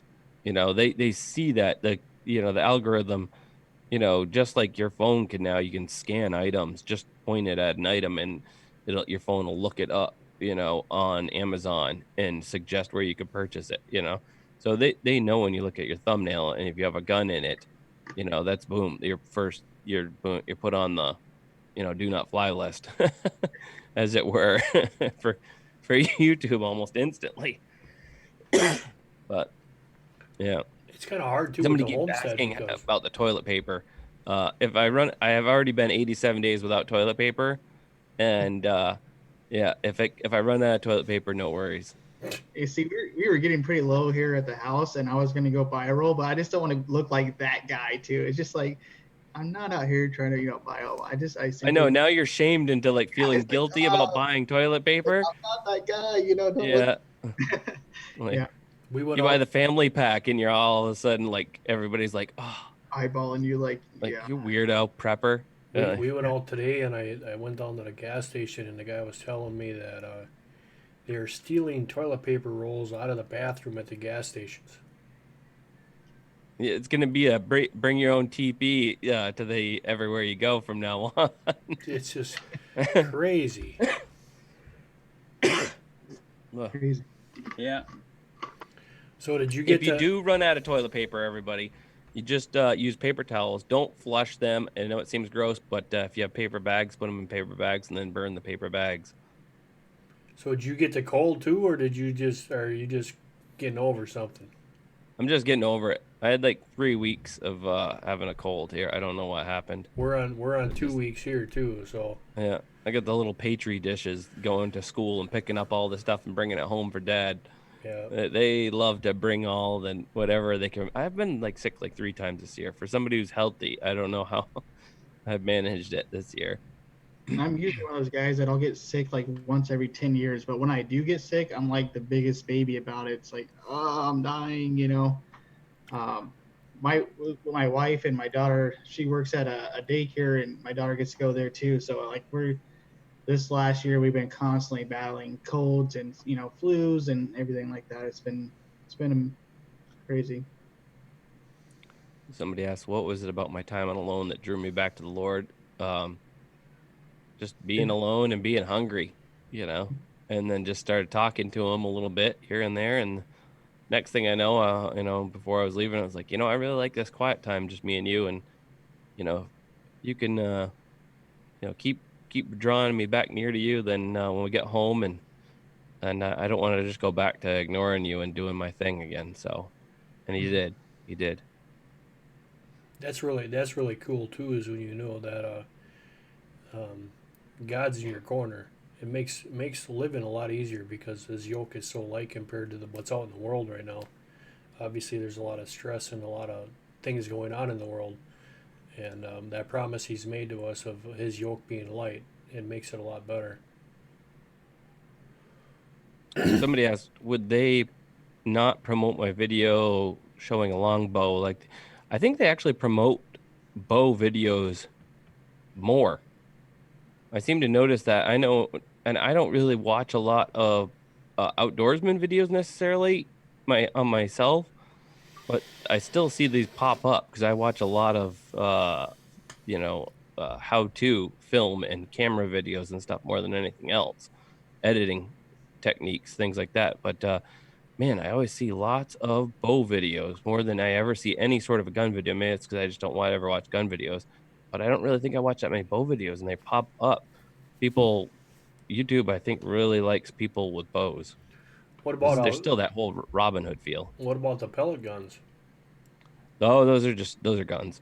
You used to be able to get used to. I thought, and I think from the viewer's standpoint, they get a lot of clicks, and so if it does well, I think they could still do well videos with guns, but you have to break that threshold and really do well. So if you get those early clicks, lots of clicks per impressions, and that is really high, the video has a chance to break through that barrier, and they will allocate you to the top of the list, and you'll get the views. So it's not impossible, and if your content's good, then you won't end up being demonetized completely, and that just kills your video. But at the same time, if it doesn't do well, then it just really drops everything else down even more because it's almost a risk. When Tyler got he's Annihilator air guns, I said, you know what I really want? I said, I've got a nice high-powered pellet gun, the 177. I said, but after watching you with that 50 cal, I'm like, you know what? that would be fun. It is a 50 cal pellet gun that I can take and put arrows in. And I said, so if you're gonna make me one like that, and the dragon would be perfect because I says I can put bolts in there, I can shoot arrows, and I want the 50 cal just to because I've watched guys from England when they're shooting, 44 mags and they got the tanks behind them, and I really got into watching those because in England any kind of rifle gun is illegal, but their pellet guns they can use, but they have to be regulated to a certain percentage. So these guys have come a long way you think about it, from the Daisy Red Ryder to the old Crossman, now to what we're shooting. It's just amazing how pellet guns have come. Yeah. Somebody says no, they don't like bows. Ask Survival Lily. Don't ask Survival Lily. I'm sorry. All right. Survival Lily doesn't know jack about YouTube. She hasn't grown, just like the slingshot guy. What's his name? Jorg. Oh, yeah. They haven't changed or grown with YouTube. They haven't improved their thumbnails. They haven't done the work or put in the time, and that's why their channels are bombing for the most part. So it seems like it's always the same thing too. And for like certain channels, they kind of do a certain thing, especially like outdoor communities, bushcrafters, shelter building, because it's something to do if you're passionate about it. And it's like, how many times can you keep going out and making a video about setting up a shelter, this kind of shelter, an A-frame, whatever it may be. He can do it forever. Look at Joe Robinet. I mean, he does great videos about the same things, and stays in his lane, but that's part of the, but he's grown, hasn't he? Like his thumbnails have gotten better over time. His stuff is, has gotten better. He keeps he puts in, more effort, more, he did one recently that I watched. I don't watch a lot of outdoor stuff, but I got hooked on it. Watch one just because he had somebody else come and film and do it even more dramatically and more cinematically. There's nothing wrong with what Survival Lily does. She does beautiful stuff and fun, and she's a great but she hasn't grown her channel, her brand, her image, her changing her look, anything. And if you scroll through her videos, I was just scrolling through, and you can see if she does one on a shelter and shows some more sheltery stuff, the reason that people started watching her in the first place because she was building neat things. YouTube wants you to build stuff. They want you to build a good video. They want you to build an audience. YouTube is all about building stuff. No matter what you're doing for a video, it's about making something. And if you make a good video with making a good cover photo and making, make a good audience by building a good audience, then you'll grow. So one of the things, Zach, is I guess without getting too much away, because I know you want to talk about this later on your live streams and stuff. The software, give some advice on making a good thumbnail. Do you have a specific area that you go to make that thumbnail, or is it just something that you pull out of the video as you're editing? Oh no, I always take an intentional photo for that. Unless something really goes wrong, or like sometimes it's harder in the series. Like you take a photo and then you find that it's too similar to the last one. And then I ended up once or twice I have taken a thumbnail out of it, but I use Affinity Photo to edit my photos, Adobe Premiere or something like that. You really need to, if you're gonna, because honestly, if I could, I'd invest just as much time in my thumbnails as I do the entire video entirely, because and that's the hardest thing. Sometimes I spend 20 hours making a video, but I know I don't have a good thumbnail, but I don't care, because I'm making the video as beautiful as I possibly can. And at the same time, it's a little disheartening because I know that I just don't feel like that thumbnail is going to work. And sure enough, it doesn't get the views, but people that watch it love it. And it's like, they're so into it. And because it's like, it was a good video and it was all there, but because of the thumbnail, it didn't go nearly as far as I thought it would. Well, it's kind of like if you did a thumbnail of that pressure cooker that everyone loves, that you had on your last challenge. Just think about it, if you would have had a thumbnail with that on there. I mean, it kind of goes back into people that actually watch the videos that don't really care about the thumbnail, and they just know your type of videos and your editing. Stuff like that too. It's just absolutely crazy. So Jason McDonald asks, does the day and time matter when you upload? It's all about teaching people to show up. That's one of my hardest parts, and that's another reason I cut my own throat half the time, because I spend so much time editing and I don't let it go that I put it out when it's done, and so I'm never consistent about when I release my videos because I know they're going to be up there permanently and forever. So I just can't help it. It's maybe that's a neuroses that I have, that I just can't put them up until they're done, and then I put them out. But it's, for if you can be consistent, that's the most important time. And according to analytics wise, some people say it's like, your area, your time zone, people that are closest to you will watch it more often, if you put it up at like 3 o'clock in the afternoon or something.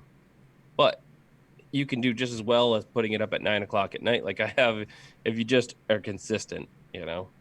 Right. And I think too, with your premiering, that you do your premieres on your videos too, it really helps your YouTube analytics with your your click-through ratio, your average viewer watch time on that too. Is that a reason why you kind of premiere those? Or Well, it gives me a chance to chat with everybody while we do it and stuff as well, and that's just fun. And yeah, I mean, YouTube created Premiere, even though a lot of people hate it because they think that you're done with your video and you're just making them wait for it.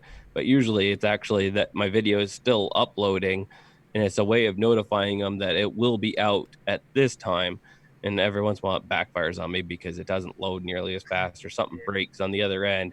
Like 1 out of 10 times it always seems to break and I have to delay it for an hour or something. But it's a way of telling people what's coming, because YouTube actually notifies people about the premieres, and that's the reason why if YouTube ever creates a function, it's there because they want you to use it and they think it's important. So utilize it. One thing that bothers me with doing the premieres is that you put all our hard work into it. Like we'll download in 4K. We got 4K cameras running. We do all the backlag, and then you go to do the premiere, and it's at 720, and you're like, what? Yeah. Well, you know what? There is a few different things that actually you can do a premiere in 1080p, even if it was in 4K. I don't know how, and I will have to look into it. But there was a video of someone premiering. I think I wasn't Rune. I cannot remember the channel. Maybe it does 24 hours after, but I've never uploaded a video 24 hours before I released it. So, But that's always what bothered me is like, you put that effort into it, just like our 7 day, our challenge, then we're all done on 4K, and then when you do the premiere and you find out they're kicking them out at 720, it's like, if that isn't a kick in the pants, because it's just stuff wasn't moving the way it was supposed to. One of our videos that actually got cut out, and I told Tyler, I said, I'm going to pull this off, and he's like, no, just leave it, because the way it separates and it stops, it's working. And I'm like, no, I don't like it, I'm pulling it off. He's like, no, just leave it, it's just leave it alone. I'm like, all right, fine. Because it was like you, I spent all this time in this video and I had it perfect, and when I uploaded it they cut it and chopped it, and I'm like, what happened here? This isn't my video. I'm like, this is not cool. Well, see, I think And after it was all done, it played through fine. No, it still hasn't to this day. It still hasn't played out fun. Like there's a part there where Tyler's walking across the hidden lake, and he's coming up around a corner. So what I did is I sped him up, and then right when he gives a thumb up like this, I slowed it down so that you see him give the thumbs up, and then he takes off faster. Well, I cut out his part where he's walking up from the lake. He's walking towards the camera, and I'm like, that was a perfect shot. I had that all set up just for that reason. He gave the thumbs up and everything. I'm like, and that portion of it's cut off, and I can go back to the original video that I have loaded on my computer, and it's there. It's fine. But when I loaded it to YouTube, that was one of the things that got cut out. So that is if you don't want to take it down and put it back up, which I think is okay to do sometimes. But I love a YouTube editor for that fact. Sometimes I even put elements in the video that just for the people that are premiering, and then I delete them after. We're working on that for the gear video. It's going to have some elements that are in it notifying certain things, and then that'll be deleted later. You can go in. Challenge too is that, well, for me, besides now that I have this new awesome computer, coming back with 7 days, it was like a terabyte worth of footage, and trying to edit that on my computer, I was like, oh man, that's why my last video I did was like my day 5, 6, and 7. It took me forever to do, but in the long run, it saves me a lot of time with editing and stuff too. So I can't imagine. Like I'm trying to sit here and think. It's like I'll be right back, guys. like I don't know how you did so much footage and go through and edit it. Like I don't think people really truly understand and should appreciate like the amount of editing and footage you went through from that 30-day challenge. Your drone, your camera, Craig stuff, like it's like, wow, I can't imagine. There's this. Yeah, it's like 5 hours worth of footage for every video to 6 hours worth of footage. Right. And then it's like, and you have to watch all of that just so that you can cut pieces off of it. So that's some people get all bent out of shape, but like, why don't you just post this, sooner and stuff? Well, because I just had 2 days worth of 20 hours worth of editing, in the last day and a half, and it's like, as well as trying to, tuck my kids into bed and spend time with them and read to them, so it's like, it takes what it takes. And that's when the videos come out after that. Yeah, it's absolutely, man. I said that little 7 days I did, I can't imagine, 30 days worth of footage and all the other backup cameras, GoPros. And yeah, I would be very, yeah, it'd just be a mess. Trying to switch over. I'm still like adjusting this camera too, so I'm like trying to jump back over and check the chat. There was another thing too. I don't know if Mark was talking about it, but yeah. Well, buddy, we got freezing rain now. And guys, too, in the chat, what I wanted to tell you guys is go check out Fowler's Makery and Mischief if you want to learn how Zach does his videos and his shots. And you guys have heard tonight too that he's going to be coming out with live streams to show you guys how his behind the scene tricks and things. Go check that out, because that is a huge part of making videos. Is the video part is easy, even though it's not easy because we have to do things twice. It really sucks, especially if you're going to walk through somewhere. You got to go set your camera up, then you do your walkthrough, then you go back and get your camera. So that's some of the things that we go through. But the editing process is where all the work and magic is done, and that's the hard part. So if you guys want to go and check that out, if you guys from our side of things, make sure you go and check out Zach's channel and hit him up there, and he can teach you a lot of tricks. I know I learned a lot from him, and I've learned a lot from Justin from Waypoint Outdoors and Tyler, because I used to just let my camera run and do whatever. And I'm like, I told Tyler, I said, now I got 1,000 or 100 or 1 terabyte of video. I says, now what do I do? And Tyler's like, you got to do clips, you got to do little bits, know what you want to do.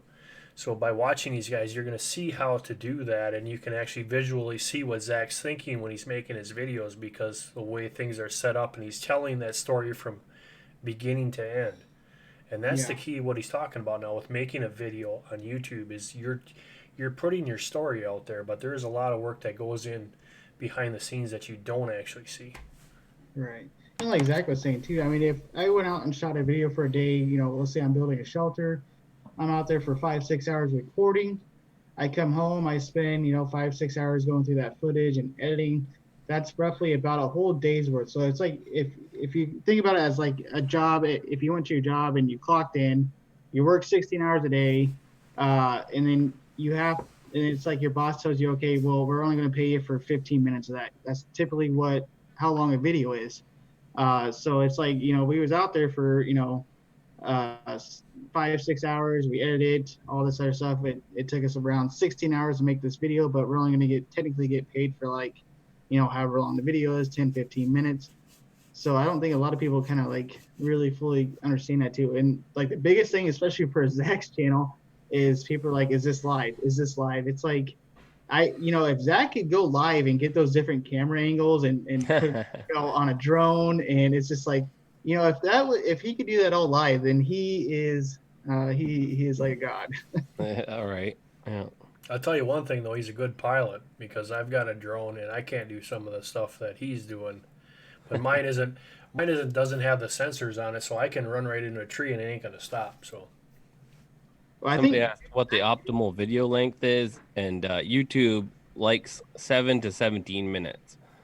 And I think if you're just starting out, you want to stay to the smaller end of that and gain people's trust, because it takes about 5 hours of footage to make a really epic, a really epic just 30-minute video like I do, I think, personally. I mean, some people could probably get away with making a 30-minute video and a little slower, but even those ones, you got to like gain people's trust, like those ASMR guys. Who knows how many hours of footage they have, but when it's like those builds definitely don't take 20 minutes or 30 minutes like their episodes are sometimes. Well, that's like what I was talking with Mark late at night after we came back from our challenge and we were editing, and you was posting out your videos too. Your igloo, like I wanted to just like yell at people, like, do you guys not know like how hard that was for him, cutting all day long? Like, you've only seen 10 minutes in the video of him building this igloo, but it took days and sweat and like everything, like how hard it was, And that's the thing too, is like, just trying to get that across to people too. I mean, you don't have to, but as a YouTube creator, like, I know what you went through. That was hard. For you, it was hard for Chris and AP. It's just like, I don't, because people watch videos and sometimes we kind of get sucked into it, and we kind of get sucked into the story, and we don't realize like how much hard work really kind of went into it. It's really hard too, is because there's some days where you're like, you know what, go get off your couch and you go try to do this. And see how, have a camera, and you don't have a camera crew following you. You have to set your camera up for that shot. So if you go see what it's like, and then you might have a different respect to what the people that are actually making these things and what goes on into it, because I think I always wanted to do that, Zach, was actually behind the scenes to show what that camera and the different shots of if you got a 15-minute video playing of what that particular thing, and you only use 3 minutes of that 15-minute shot, that's what people don't actually see, is that we go through so much different things when we make these videos to get good quality and get good stuff out there. And how many times do you put a video together, just like my first one for my intro? I had 7 minutes, and by the time I got done talking with Tyler and by the time I got done talking with Justin, it was under 5 minutes, because they're like, oh, take this piece out and take this piece out. And it turned out to be a really good trailer for the series, but it started out being 7 minutes, and by the time they got done with it, was 5 minutes. And it's always nice to have that second eyesight, or the second set of eyes looking at it and saying, hey, take that little portion out and take this. And that's what me and Tyler do a lot of times. Well, he's probably seen my videos 3-4 times before they even get put out on YouTube, because I'm like, hey, what do you think of this? And that's what's really nice about having Tyler and being able to be so close, is I can say, hey, what do you think about this? What do you don't like? And he's not afraid to say, no, you got to get rid of that, or go get rid of that, and a lot of things too is with the music. The music really sets that mood.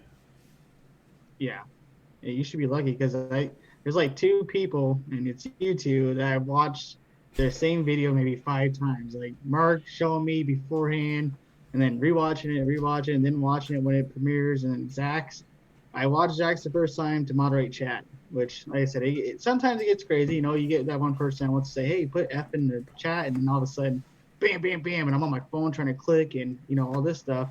So then I don't really get to enjoy Zach's video the very first time watching it when it premieres. And then the second time I go around, I enjoy it.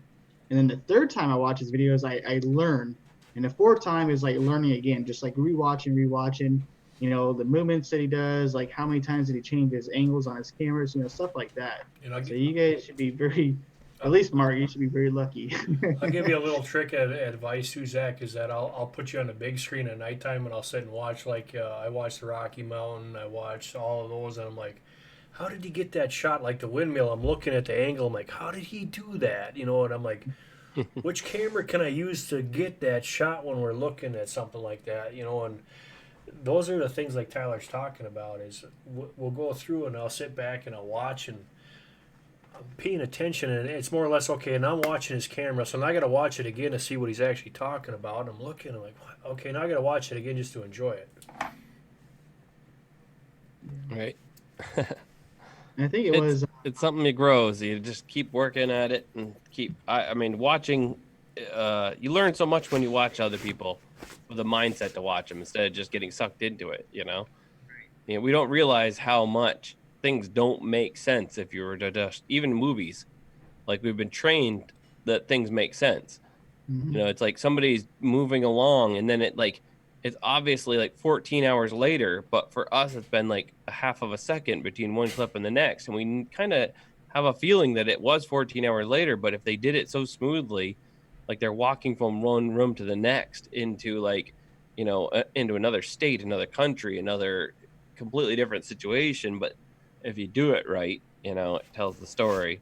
That actually And has ruined my things of watching movies too. Is now that I'm a creator and I see what goes behind the scenes, and I'm like, you be watching a movie and you're like, and I've seen it now. Is like that don't even add up. Where are you going with this? It's not right. It's like, especially if you watch the low budget videos, you're like, that ain't right. That. How did you come up with that? Zach's transitions catch me off guard, especially the opening, the truck door from the Rocky Mountain series. Oh, everybody always likes the magical ones, where somebody walks in front of the camera and I mask it so it turns into another scene entirely.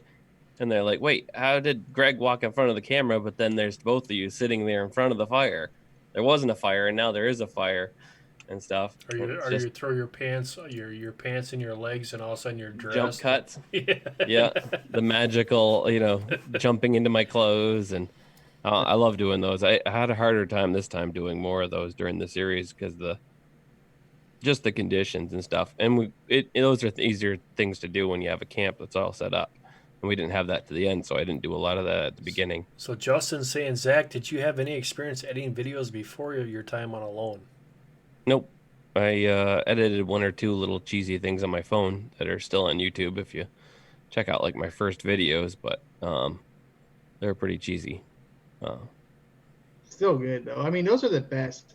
I mean, I think what you should do maybe later down the road is take that first video, your very first video, and then some of your more recent ones, like with that 30-day challenge and the the drone shots and stuff. Like you've came such a long way in such a short amount of time.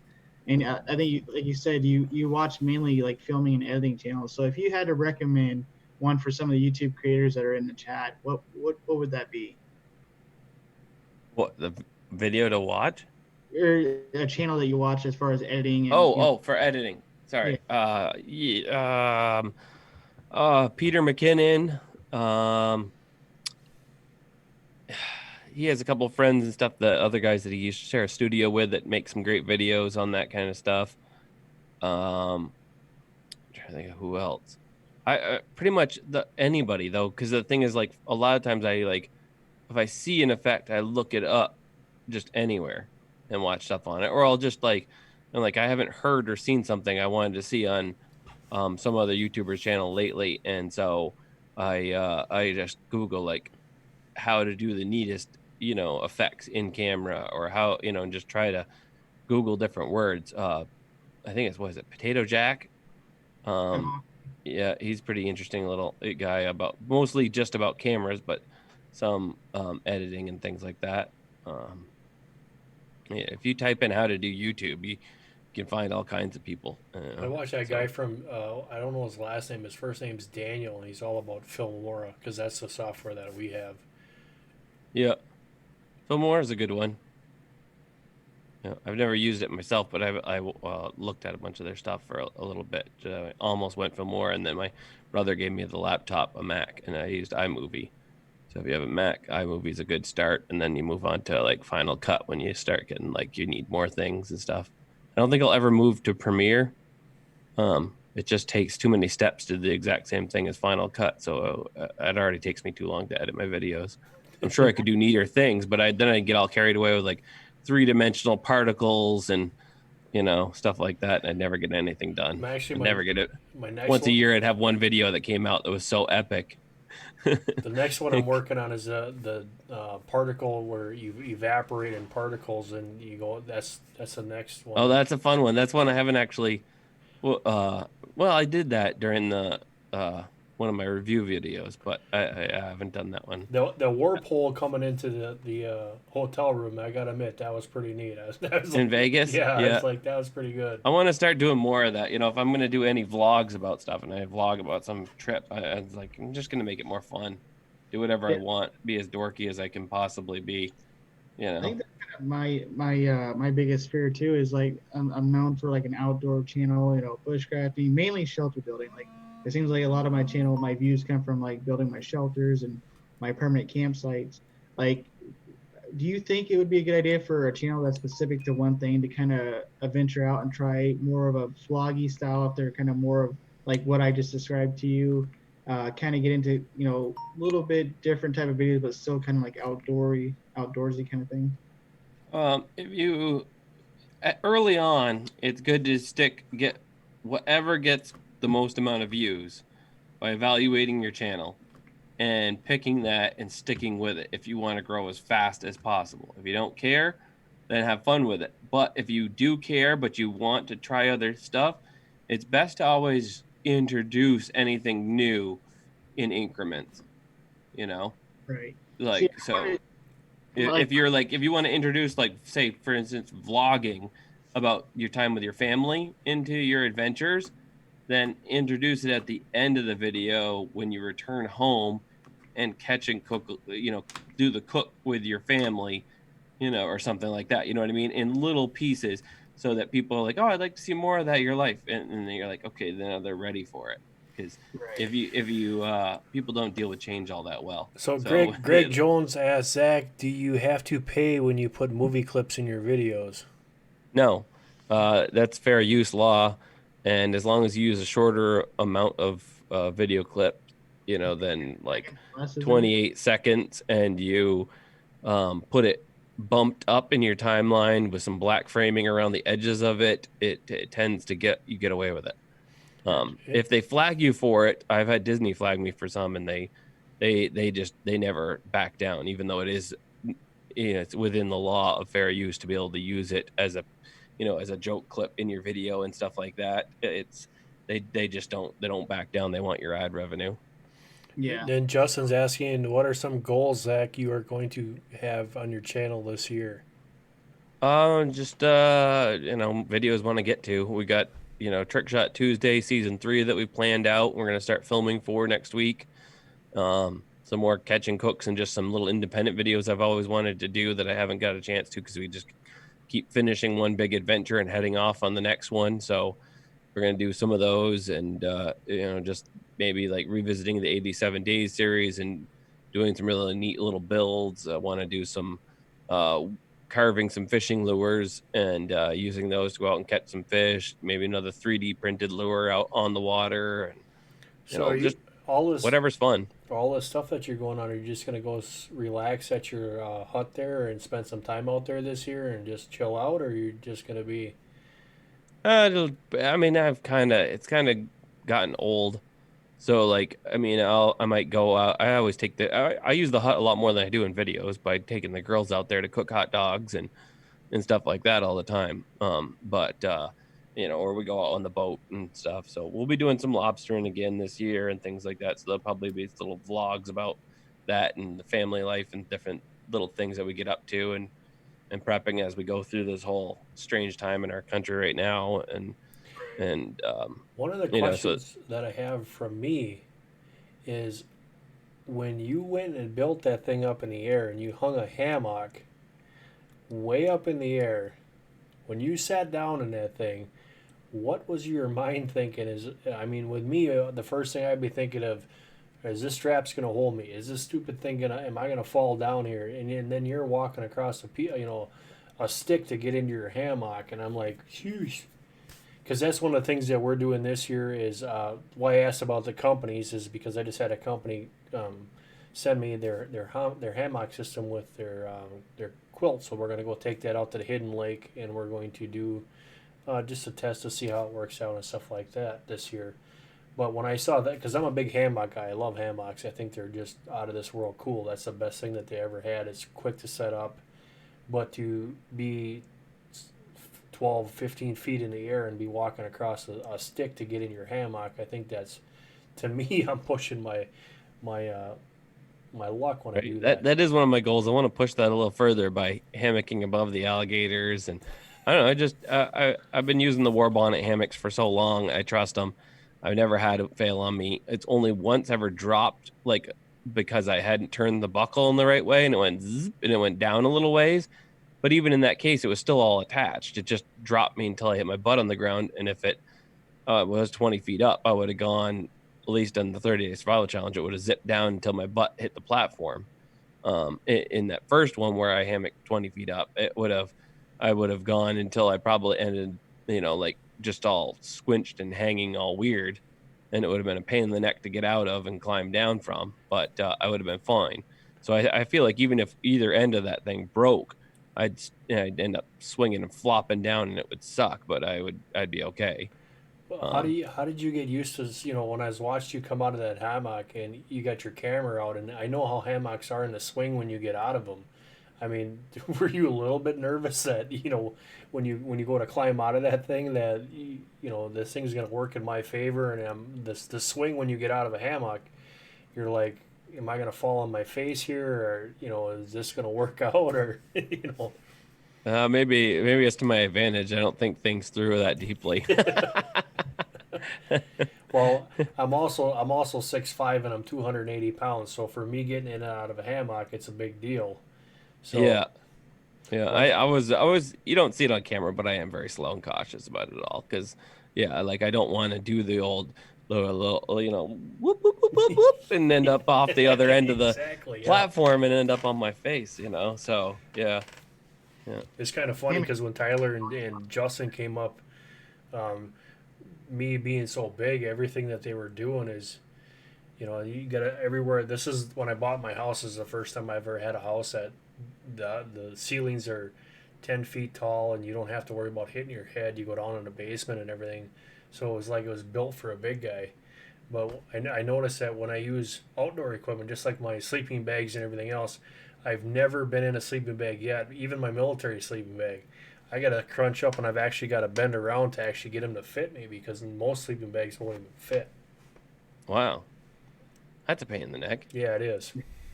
Yeah. That's like when you see our videos, you see me, I take my military blanket along with me because most of the time my chest and my upper head is sticking out. Huh. So I gotta find one that you can just cut in half and sew it to another one. Sew it to another one, yeah. Just bite the bullet and just make your own custom length one or something. Exactly, yeah. That's crazy. I learned the hard way sleeping with that sleeping bag because I covered my face up, and breathing creates that condensation. And with my beard, and it froze, and like in the morning ripping the sleeping bag over and like ripping my beard, like it was horrible. I wish I could have got up early that day and got to him first because that would have been just like duct tape. I would have came over and go, "Morning, Tyler." But I think I love hammock camping. I don't think I can go back to a tent or anything else. Hammock, sleeping in a hammock for your first time is a lot like your first kiss. Like you're never gonna forget it. It's truly amazing. I absolutely love it. Yeah. The other thing too, guys, is I don't know if most people know this, but there's actually straps for your hammock. So if you guys are in a chat and you guys don't know that, and if you're still looking for the tie ropes or wrapping your hammock, there's actually straps that you can get to lengthen your length, and they work wonders. Absolutely. All right, guys. Well, it's getting late for me. Yeah, absolutely, Zach. Coming up on midnight. Thank you so much for tuning in and joining us for this podcast, and everyone got to ask some really good questions for you, so we appreciate it. Absolutely. And guys, don't forget to go check Zach's channel out. If you guys don't have him already, you'll see a lot of cool stuff over there. Absolutely. Thank you, Zach. God bless, man. I appreciate it. All right, you good too. Thanks for watching. Zach. Nice meeting you. Fowler out. Awesome. I'm gonna pull this chat back up over here. L. Blake. Let's see. There he goes. I was wondering if he's gonna remember how to exit How out. to get out of here? Yeah. Unfortunately, like I told you guys, when we first started doing, before it was on for like a good 20, 30 minutes before we went live. Joe was having some issues. He did make it in here for about 5 to 10 minutes, and then his internet cut out. They're having some storms up there, so he said he's definitely down next time though. So we'll try again with that for sure. But yeah, absolutely, really cool stuff. I mean, what a awesome night too. We had some really amazing people. Some people that me and Mark have looked up to throughout the years on YouTube. Zach, Joe, Dave, ReallyBigMonkey one. Awesome stuff. Yeah, absolutely. It was, it was awesome just to kind of, talk outside of, just your average, like, that's kind of the thing we were trying to do is just kind of make like conversation and, just kind of really get to get a feel for them. And, it worked out good. It worked out good. And guys, if you don't know, I hijacked Tyler's YouTube channel, so I'm the tech guy behind this one tonight. Yeah. So Donald, thank you. Because sometimes things just don't want to work out the way we want them to, so we have to look outside the box. Yep. Yeah, I've been at this since probably 3 o'clock. I've been on this computer sitting in this chair nonstop since like 3. Trying to get everything together, having people jump in too. But it was awesome. How did echo, my dude? I probably do have somewhat of an echo. But yeah, we're going to kick it off here. I appreciate every one of you guys for joining us. I appreciate all of our guests that we had come in. Yeah, absolutely, Grace Martin. Like I said, he messaged me back, and we'll definitely get him on. He will definitely be on a Bushcraft podcast for sure. Maybe next week. I'm not sure yet. But you guys are all awesome. Thank you so much. We're going to end it, and I'll see you guys on the next one. Take care, guys. God bless, and we'll see you on the next one.